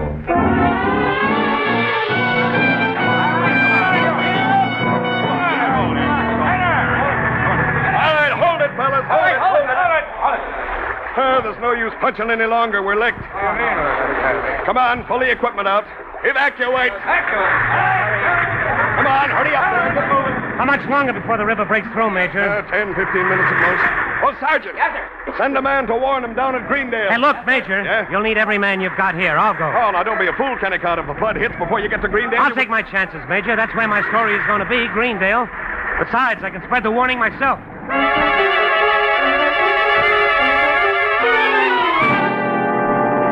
As you walk along the ground floor hallway of the two-story building on Williams Avenue where Marilyn lives, a door opens suddenly at the end of the dingy corridor, and you hear the petulant voice of Angela Dickerson, the woman who lives in the apartment across from Marilyn.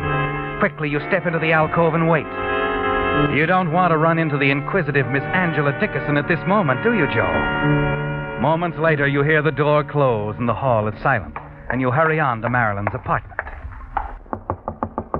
Marilyn. Marilyn. Oh, it's you. Yeah, me. I thought it was Your someone new else. boyfriend? Awful wet out tonight. He probably crawled under a rock. What do you want, Joe? There's a flood on the way, baby. Yeah, I know. I heard about it over the radio. I was just throwing a few things together to take with me. You're wasting your time. You aren't going anywhere, baby. Oh, now, look, don't be silly. I'm not going to take that lamp with me. I've got... I know. Joe. Joe, wait a minute. Joe!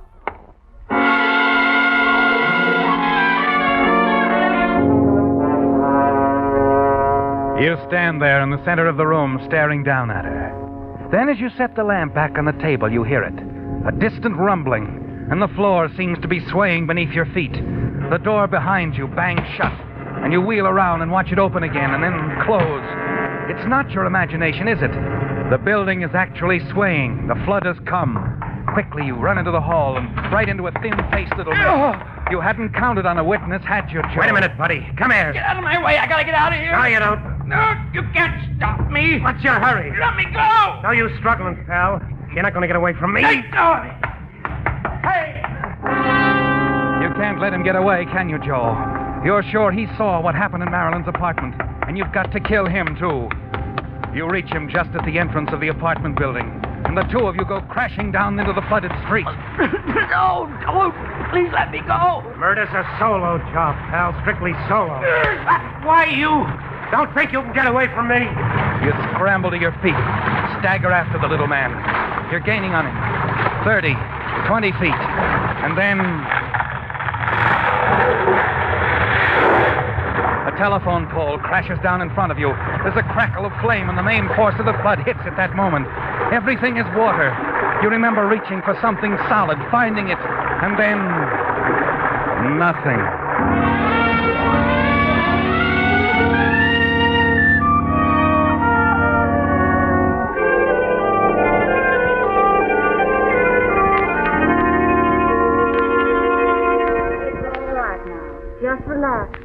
You'll be all right.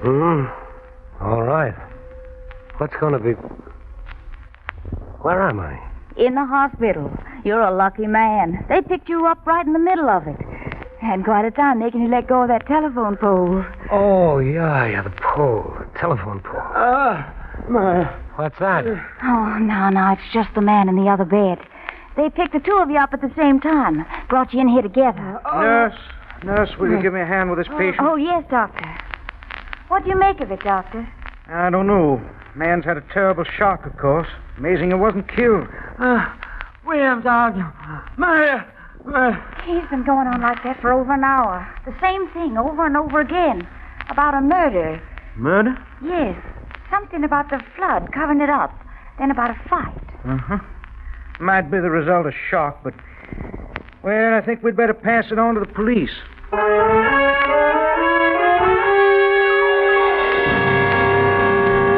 You know who the man in the other bed is, don't you, Joe? Even though you can't see him behind the screen.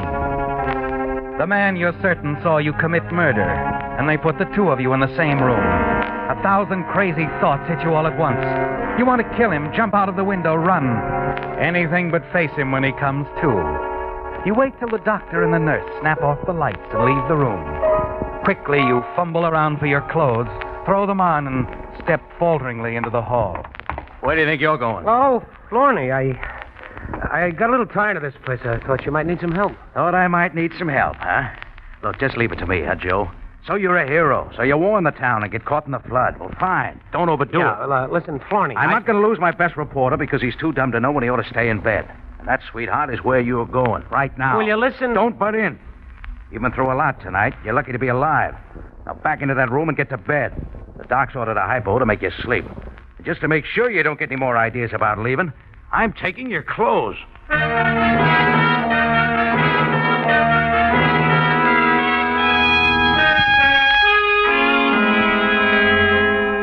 Well, good morning, Mr. Kennicott. Oh, good morning, nurse. About time you woke up. It's almost 10 o'clock. How about some breakfast? Breakfast? No, Nurse. Oh. Nurse. Mr. Willis is coming to the party. Better have a look. Nurse, wait. Yes, Mr. Willis? Well, good morning, Mr. Willis. How are we feeling this morning? Better, thanks. Here, I'll move the screen out of the way. There now. How about some breakfast? Well, I don't know. Of course you do. I'll find something. Oh, Mr. Kennicott, Yeah? this is Mr. Willis. Hello, Mr. Willis. How do you do? Now, about some breakfast, Mr. Kennicott. Nurse. Those bandages on his head. What? He's had a terrible electric shock. He's blind.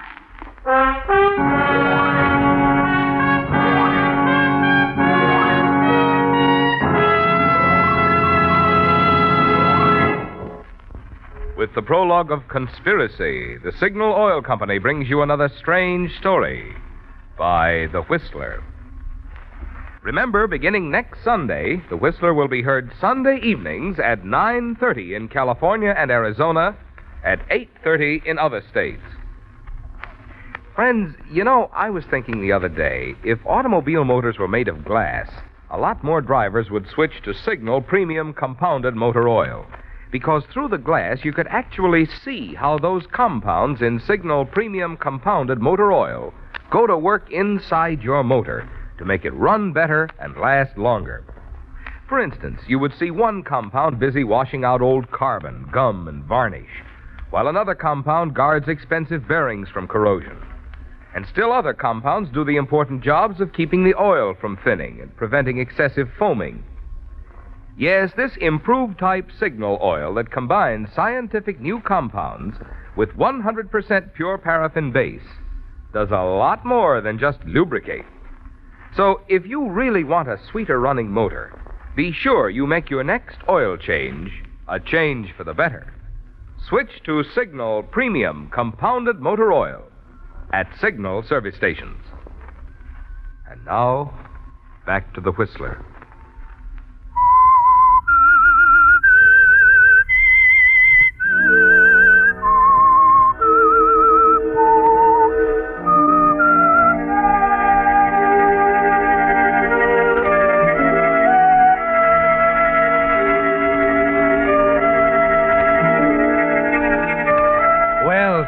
You're relieved, aren't you? Relieved to learn that the one person who could point you out as a murderer, the man who lies in the same hospital room with you, can't see. No, Mr. Willis won't be able to identify you as the man he saw standing over Marilyn's body at the apartment house on Williams Avenue just before it collapsed from the force of the flood. You can lean back now and relax. Take your time. Wait for your strength to return. The following afternoon, you're released from the hospital. Florney, your editor, is waiting for you in the lobby, but he isn't alone. This is Lieutenant Belshaw, Joe. Homicide. I heard a lot about you, Joe. Nice work. Thanks. Homicide? That's right. We have a murder on our hands. Or rather, the lieutenant here has. It's a great story, Joe. What's that? Conspiracy. Conspiracy? To commit murder. A partnership. And we know who one of the partners is already. Yeah? Who? The Mississippi River. The cover-up. The accessory after the fact. I don't get it. Well, Florney is trying to say we picked up a woman's body this morning. Knocked around pretty badly and no identification yet. Your boss thinks she was murdered, Joe. You still think that little guy Willis is talking through his hat, huh? Oh, now look. He took a lot of voltage with water up to his knees. His head's still spinning. He's not responsible for what he says. Willis? The guy in your room upstairs, Joe. You hear him say anything in his sleep last night? No, I don't remember. Well, come on. Let's go up and have a talk with him. Now? Sure, why not? Yeah, why not?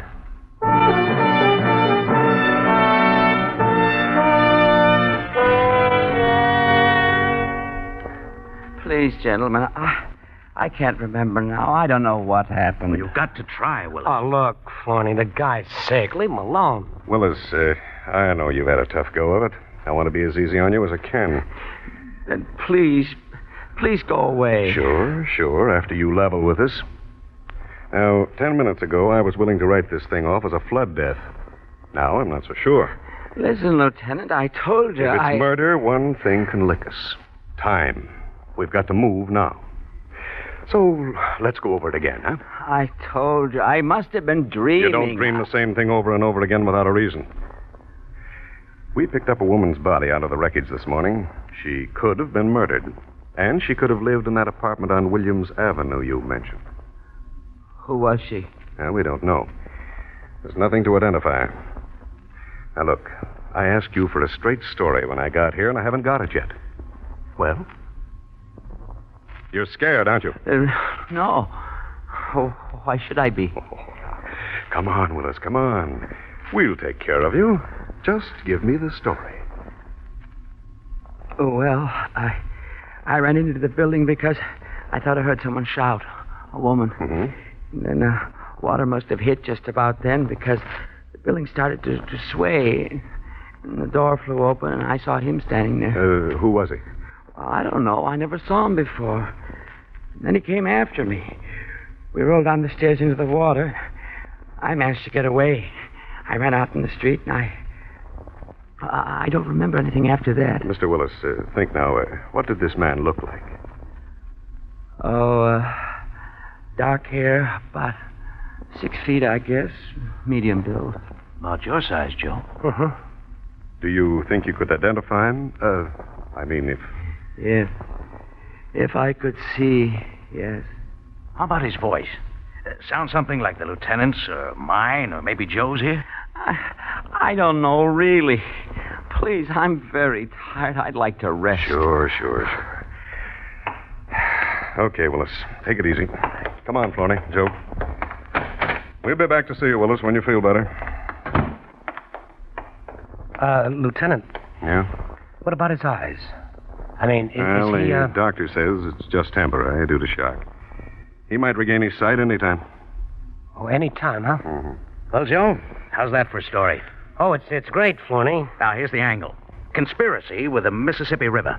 You know, play it up as a hunk of human drama. Here's a law-abiding citizen. Maybe a bookkeeper or a salesman. Hews to the line, cuts the lawn every Saturday. Turns the paycheck over to the little woman, obeys traffic signals. Yeah. I know. The flood comes. The big cover-up. No law, no nothing, see? Mr. X turns into something else. A lifetime of frustration suddenly breaks loose. He turns into a murderer with no fear of the consequences. Bingo. He kills. Sure. It figures, Joe, don't you think? Oh, yes. It figures, all right.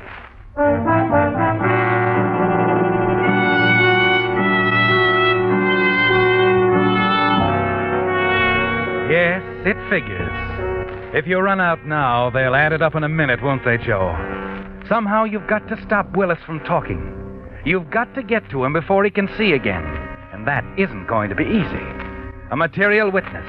The police are probably watching him every second, waiting for those bandages to come off so they can hustle him down to police headquarters to put the finger on you. You've got to think of something, some way to silence Mr. Willis. And that evening, as you sit in your office, trying to find a way out, the door bursts open and Florney enters.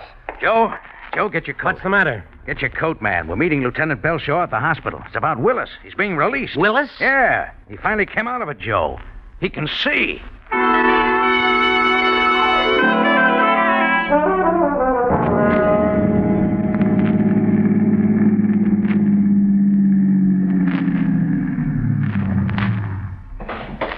Come on, Joe. There's Belshaw waiting for us. Look, Florney, Come on. Oh, hello, Floney. Joe, you got here in a hurry. Yeah, let's go up, huh? I'm anxious to see. No. We better wait here. They're bringing him down. We'll take him down to headquarters. You know, I figured... Oh, wait. Here he comes now. Swell. Let's go over it. Florney, wait a minute. Yeah? What is it, Joe? About this guy, Willis. Lieutenant! Huh? Yeah? What is it, Madsen? Main levee's starting to go. Whole department's ordered over there immediately. The main levee. That'll take the whole north end of town. All right, Madsen. Florney, I'll go with the lieutenant. No, I'm at bat this time, kid. Here, my car keys. Take care of Mr. Willis. Yeah, better drive him home. We'll get around to him later. Yeah, take good care of him, Joe. Sure, Florney. I'll take care of Mr. Willis.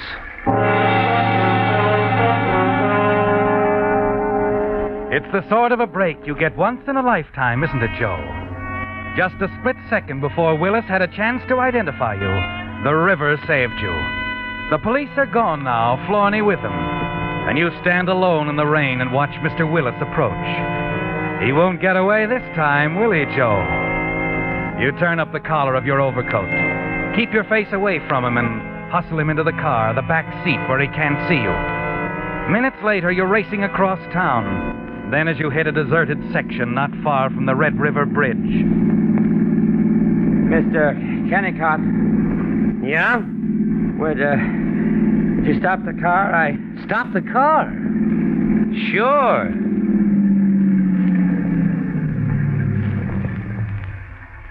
This looks like as good a place as any. I'd like to talk to you. Sure, Mr. Willis. And I'd like to talk to you.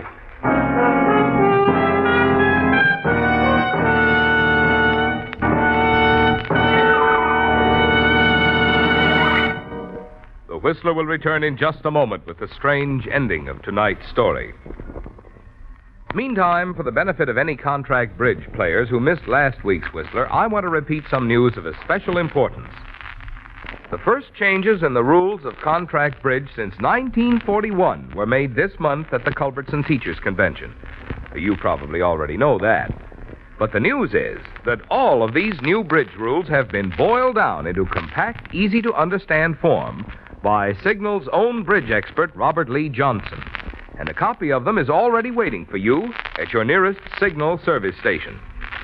Now, understand, these new bridge rules are completely separate from the 6 lessons in contract bridge now being distributed by Signal dealers. So, whether you're collecting Signal's bridge lessons or not, if you play contract bridge at all, you'll want this handy summary of all the new rules in contract bridge. It's free, of course, at all of those friendly yellow and black service stations throughout the West, from Canada to Mexico, who feature Signal, the famous Go Farther gasoline. And now back to the Whistler.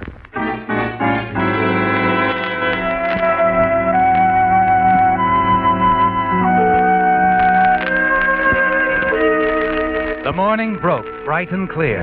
The storm had passed, and some 20 miles out of Greendale, a police car was parked on the highway by the washed-out Red River Bridge. 2 men stood there looking down into the ravine. There's your car, Floney, down there. Yeah. I guess the river had washed the bridge out before it happened. Willis didn't know that. I can't get over it, Belshaw. Joe is the greatest guy who ever lived. He was already dead when the car crashed, Flournoy. Dead? Joe was dead before they... Yes, come on. Willis is over here at the bank. He's cracked up pretty bad. All right, Kelly. I'll take over. I think he's ready to do some talking, Lieutenant. Yeah. Willis. You must be Lieutenant Belshaw. I remember your voice. Yes, look. You're not going to last much longer. We found the wrench you used in Joe Kennicott.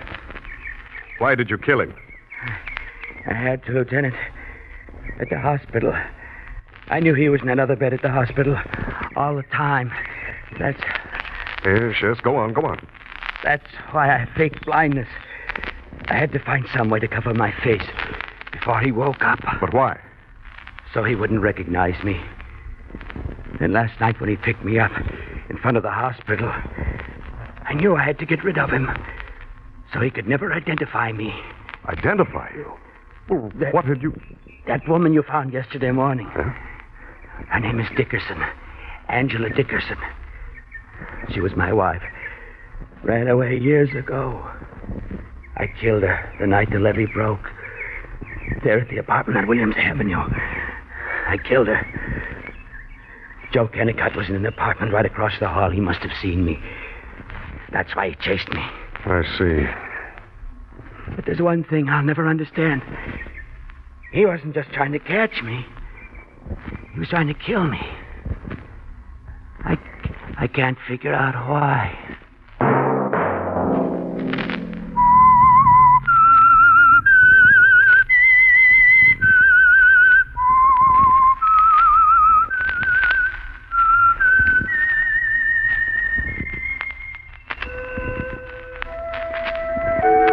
Let that whistle be your signal for the Signal Oil program, The Whistler. Don't forget, friends, beginning next Sunday, The Whistler will be heard every Sunday evening at 9:30 in California and Arizona and at 8:30 in other states. The Whistler is brought to you by the Signal Oil Company, marketers of Signal gasoline and motor oil and fine quality automotive accessories. Featured in tonight's story were Frank Lovejoy and Wilms Herbert. The Whistler was produced and directed by George W. Allen, with story by Harold Swanton and music by Wilbur Hatch, and was transmitted to our troops overseas by the Armed Forces Radio Service. Marvin Miller speaking.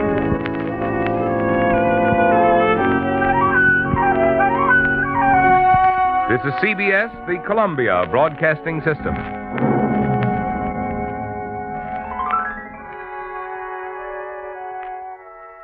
"77 years ago, September 29th, 1948, The Whistler on Classic Radio Theater with Wyatt Cox. Now we return to the household of the Naughtons, and we find out what happened 78 years ago today in the household of David and Claudia.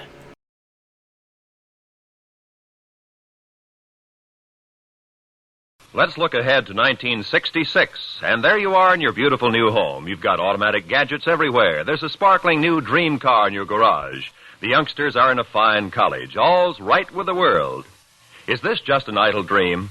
No, this is a real future that you can start building right now. A secure, carefree, prosperous future built with the United States savings bonds. In 10 years, you will get back $4 for every $3 you've invested. Join the payroll savings plan where you work, or buy bonds where you bank. Start in 1956 to make 1966 the beginning of the golden years. So a few years ago, something remarkable happened on this program. We found an interesting little quarter-hour program. And as much as I loved Lum and Abner, as much as I loved Bob and Ray, this program really captured me. And it captured a lot of you, too. And y'all said you like Claudia. So what I decided to do is we're going to do something special. Over the next few months, we're going to bring you the entire run of Claudia in this fourth position, 5 days a week. Sponsored by Coca-Cola, We are blessed to have every episode of the series in remarkable condition to bring to you. So let's go to the first episode of the syndicated series of Claudia, starring, of course, Catherine Bard and Paul Crabtree as Claudia and David. This episode is just after they have moved in with Claudia's mother from 78 years ago, September 29th, 1947. Your Coca-Cola bottler presents Claudia.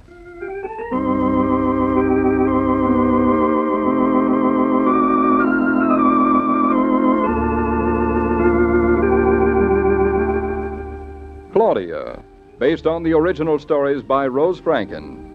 Brought to you transcribed Monday through Friday by your friendly neighbor who bottles Coca-Cola. Relax, and while you're listening, refresh yourself. Have a Coke.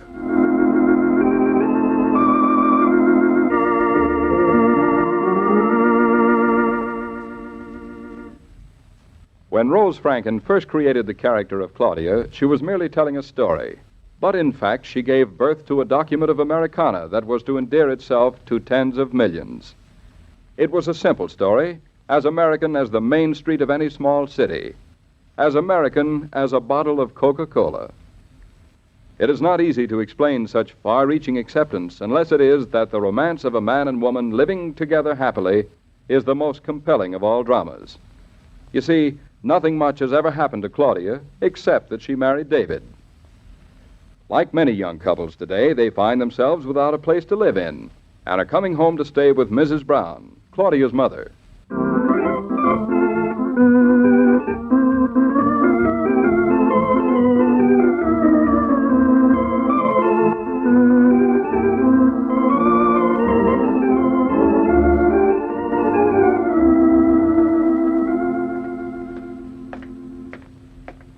Wait, darling, let's surprise Mama. Use your key. I haven't got a key. Yes, you have. I gave it to you the day we were married, right in front of this door. That's where you gave me the kiss, not the key, remember? I remember. And I also gave you the key. Look in your pocket. I don't have to look in my pocket. Then look on your key ring. I don't have to look. I don't carry a key ring, Claudia. Hey, wait a minute. Maybe I didn't give it to you. I know you didn't. Hush up. Let me look in my pocketbook a minute. Well? I've got it. Are you going to be a wife who's always losing things? And are you going to find fault with me before you even carry me over the threshold? I'm not going to carry you over any threshold until it's our own threshold. Oh, darling. You're not happy about us living here with Mama. You know, I don't think this is the key. You don't want to answer me, do you? About living here with Mama. Of course I want to live here with Mama. We're lucky Mama will take us in, but this is still not the key. It must be. Only it doesn't always work. Well, that's a help. You have to sort of coax it along. Here, let me show you. Go ahead, coax. Now, you put it in and push it up. How far? Just a second. I think you push it down. Make up your mind, will you? All right, you push it down. But the trick is to turn it quickly before we need a mechanic. I think you push it up. You just said down. Well, you're getting me nervous. You look very pretty when you get nervous. Well, children, I didn't expect you for another hour. Oh, Mama, we were just going to walk in and surprise you, but David couldn't find the key. I couldn't find the key. Hello, Mama Brown. Hello, David. Welcome home. Come to the light, Mama. Let me see how you look. Let me see how you look. You look wonderful, both of you. I bet you're glad to see us. I bet you missed us like anything. Huh. This is the first time I've had a vacation for 18 years. And something tells me it's been my last vacation for 18 years. She's all yours, David. Well, come on in. Your room's all ready. Now run along and unpack. I'll be in later. I've got something on the stove. Hey, the place looks very nice and clean. Thank you. Come on, David. Let's unpack. What's the matter? You're a funny couple of girls. Who, Mama and me? Crazy about each other, and you didn't even kiss. Oh, we never kiss or get mushy. That's not our system. Yeah, so I noticed. Hey, is this where we go? Yes. My old room. Nice. Oh, dear, it got smaller with 2 beds. I guess Mama moved hers in here while we were gone. Huh? And what's she sleeping on? I don't know. I'll go see after I unpack. Hey, where do you want your suitcase? Oh, on the floor. You know, darling, this is going to be awfully crowded for your mother. Oh, David, will you be too uncomfortable? You can have the whole bureau, except maybe 1 drawer. Is that all right? Yeah, sure. I don't need it all. You will when you move your stuff over. Have you got much stuff? Some. My drafting table, for one thing. Don't you keep that at the office? Architects usually keep one at home, too, darling. Oh. Well, you can put it in the living room. It won't look very dressy. This happens to be your mother's home, not Oh, ours. Mama won't mind. We don't have much company. Say, are you sure you have enough room in the 2 bureau drawers? Oh, yes, plenty. You can have the whole closet. I'll use the one in the hall. Thanks. Sure you don't mind? No, not a bit.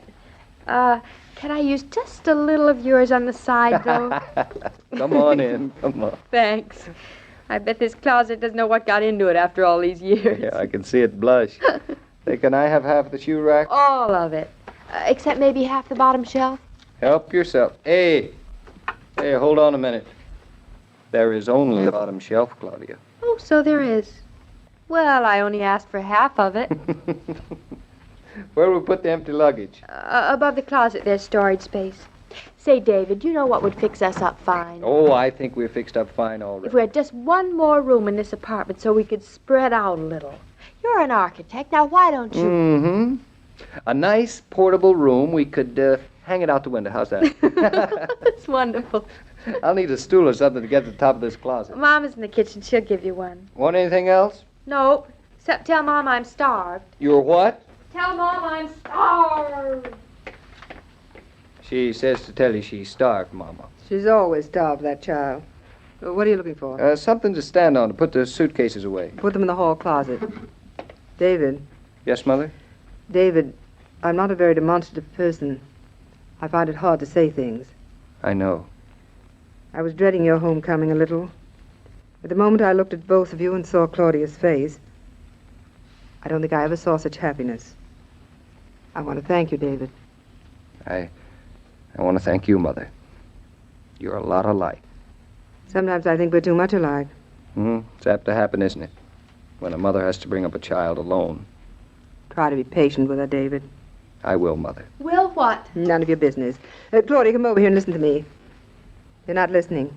Yes, I am. Then stop looking at David. I want you to look at this chicken. Hello, chicken. Oh, stop it, Claudia.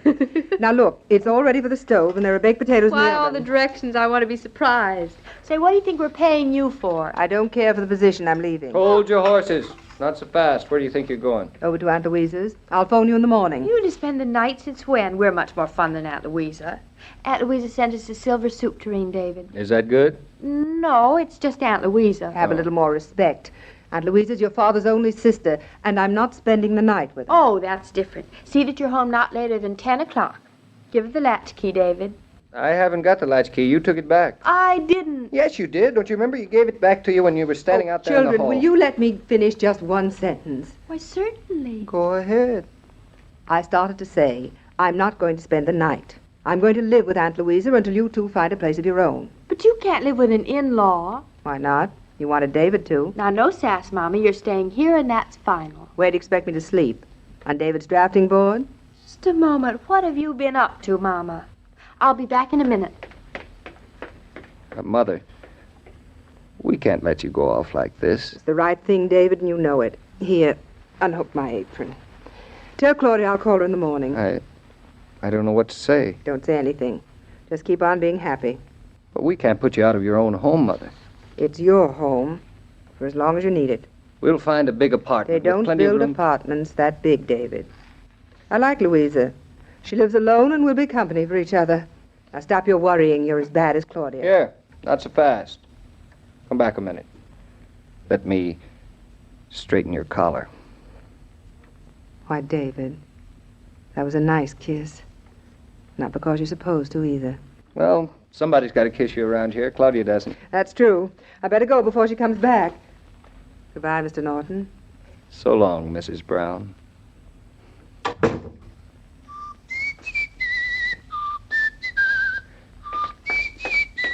David, do you know what that woman has done? No wonder she wanted to go. There's no place for her here. What do you mean? She's fixed up her room as a study for you with your leather chair and your drafting table and all your books and a place for your clothes. Where is she? I'm going to wring her neck. She just left. I guess she didn't want to be thanked or to have her neck wrung or whatever it is you two girls do when you're nice to each other. Oh, David, why'd you let her go? Half the fun of being home is having her with us. Why, you little mama baby. Didn't you know it? Well, suspected it.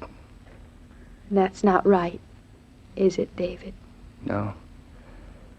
No, darling, it's not too right. I'll try to get over it then.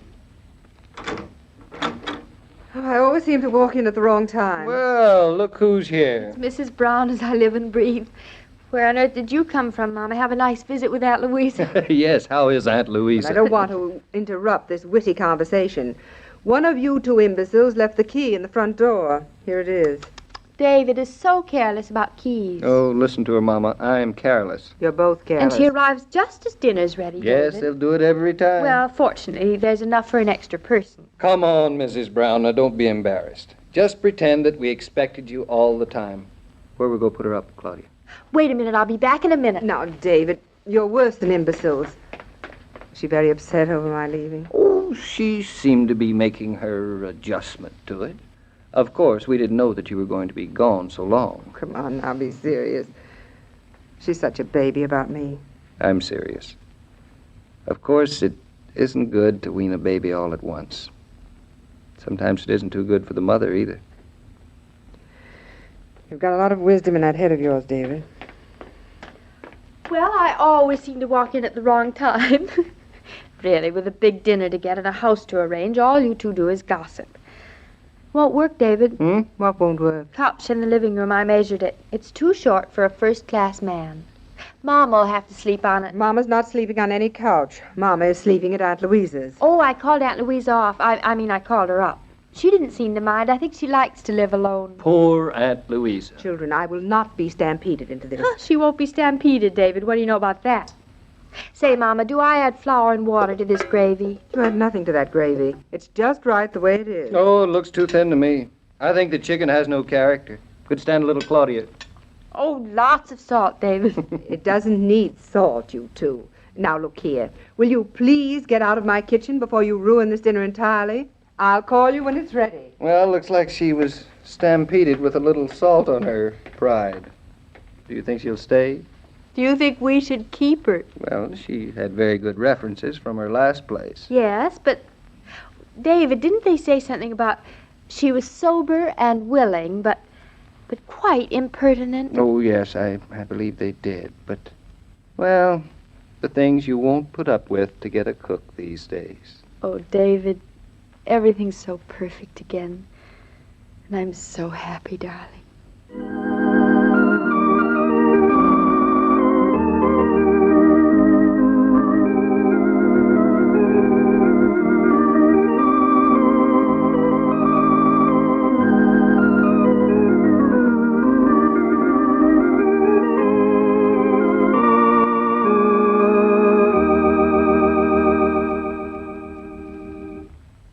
All story material used in this broadcast of Claudia was under the supervision of Rose Franken and William Brown Maloney.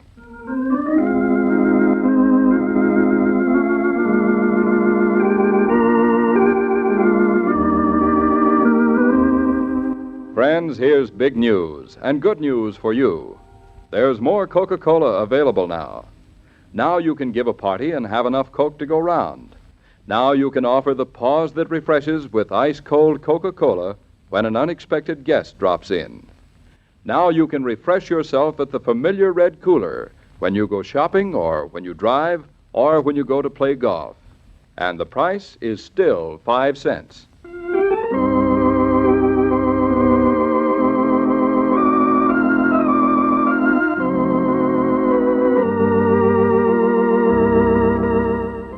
Every day, Monday through Friday, Claudia comes to you transcribed with the best wishes of your friendly neighbor who bottles Coca-Cola. So listen again tomorrow at the same time. And now this is Joe King saying au revoir, and remember, whoever you are, whatever you do, wherever you may be, when you think of refreshment, think of Coca-Cola. For ice-cold Coca-Cola makes any pause the pause that refreshes.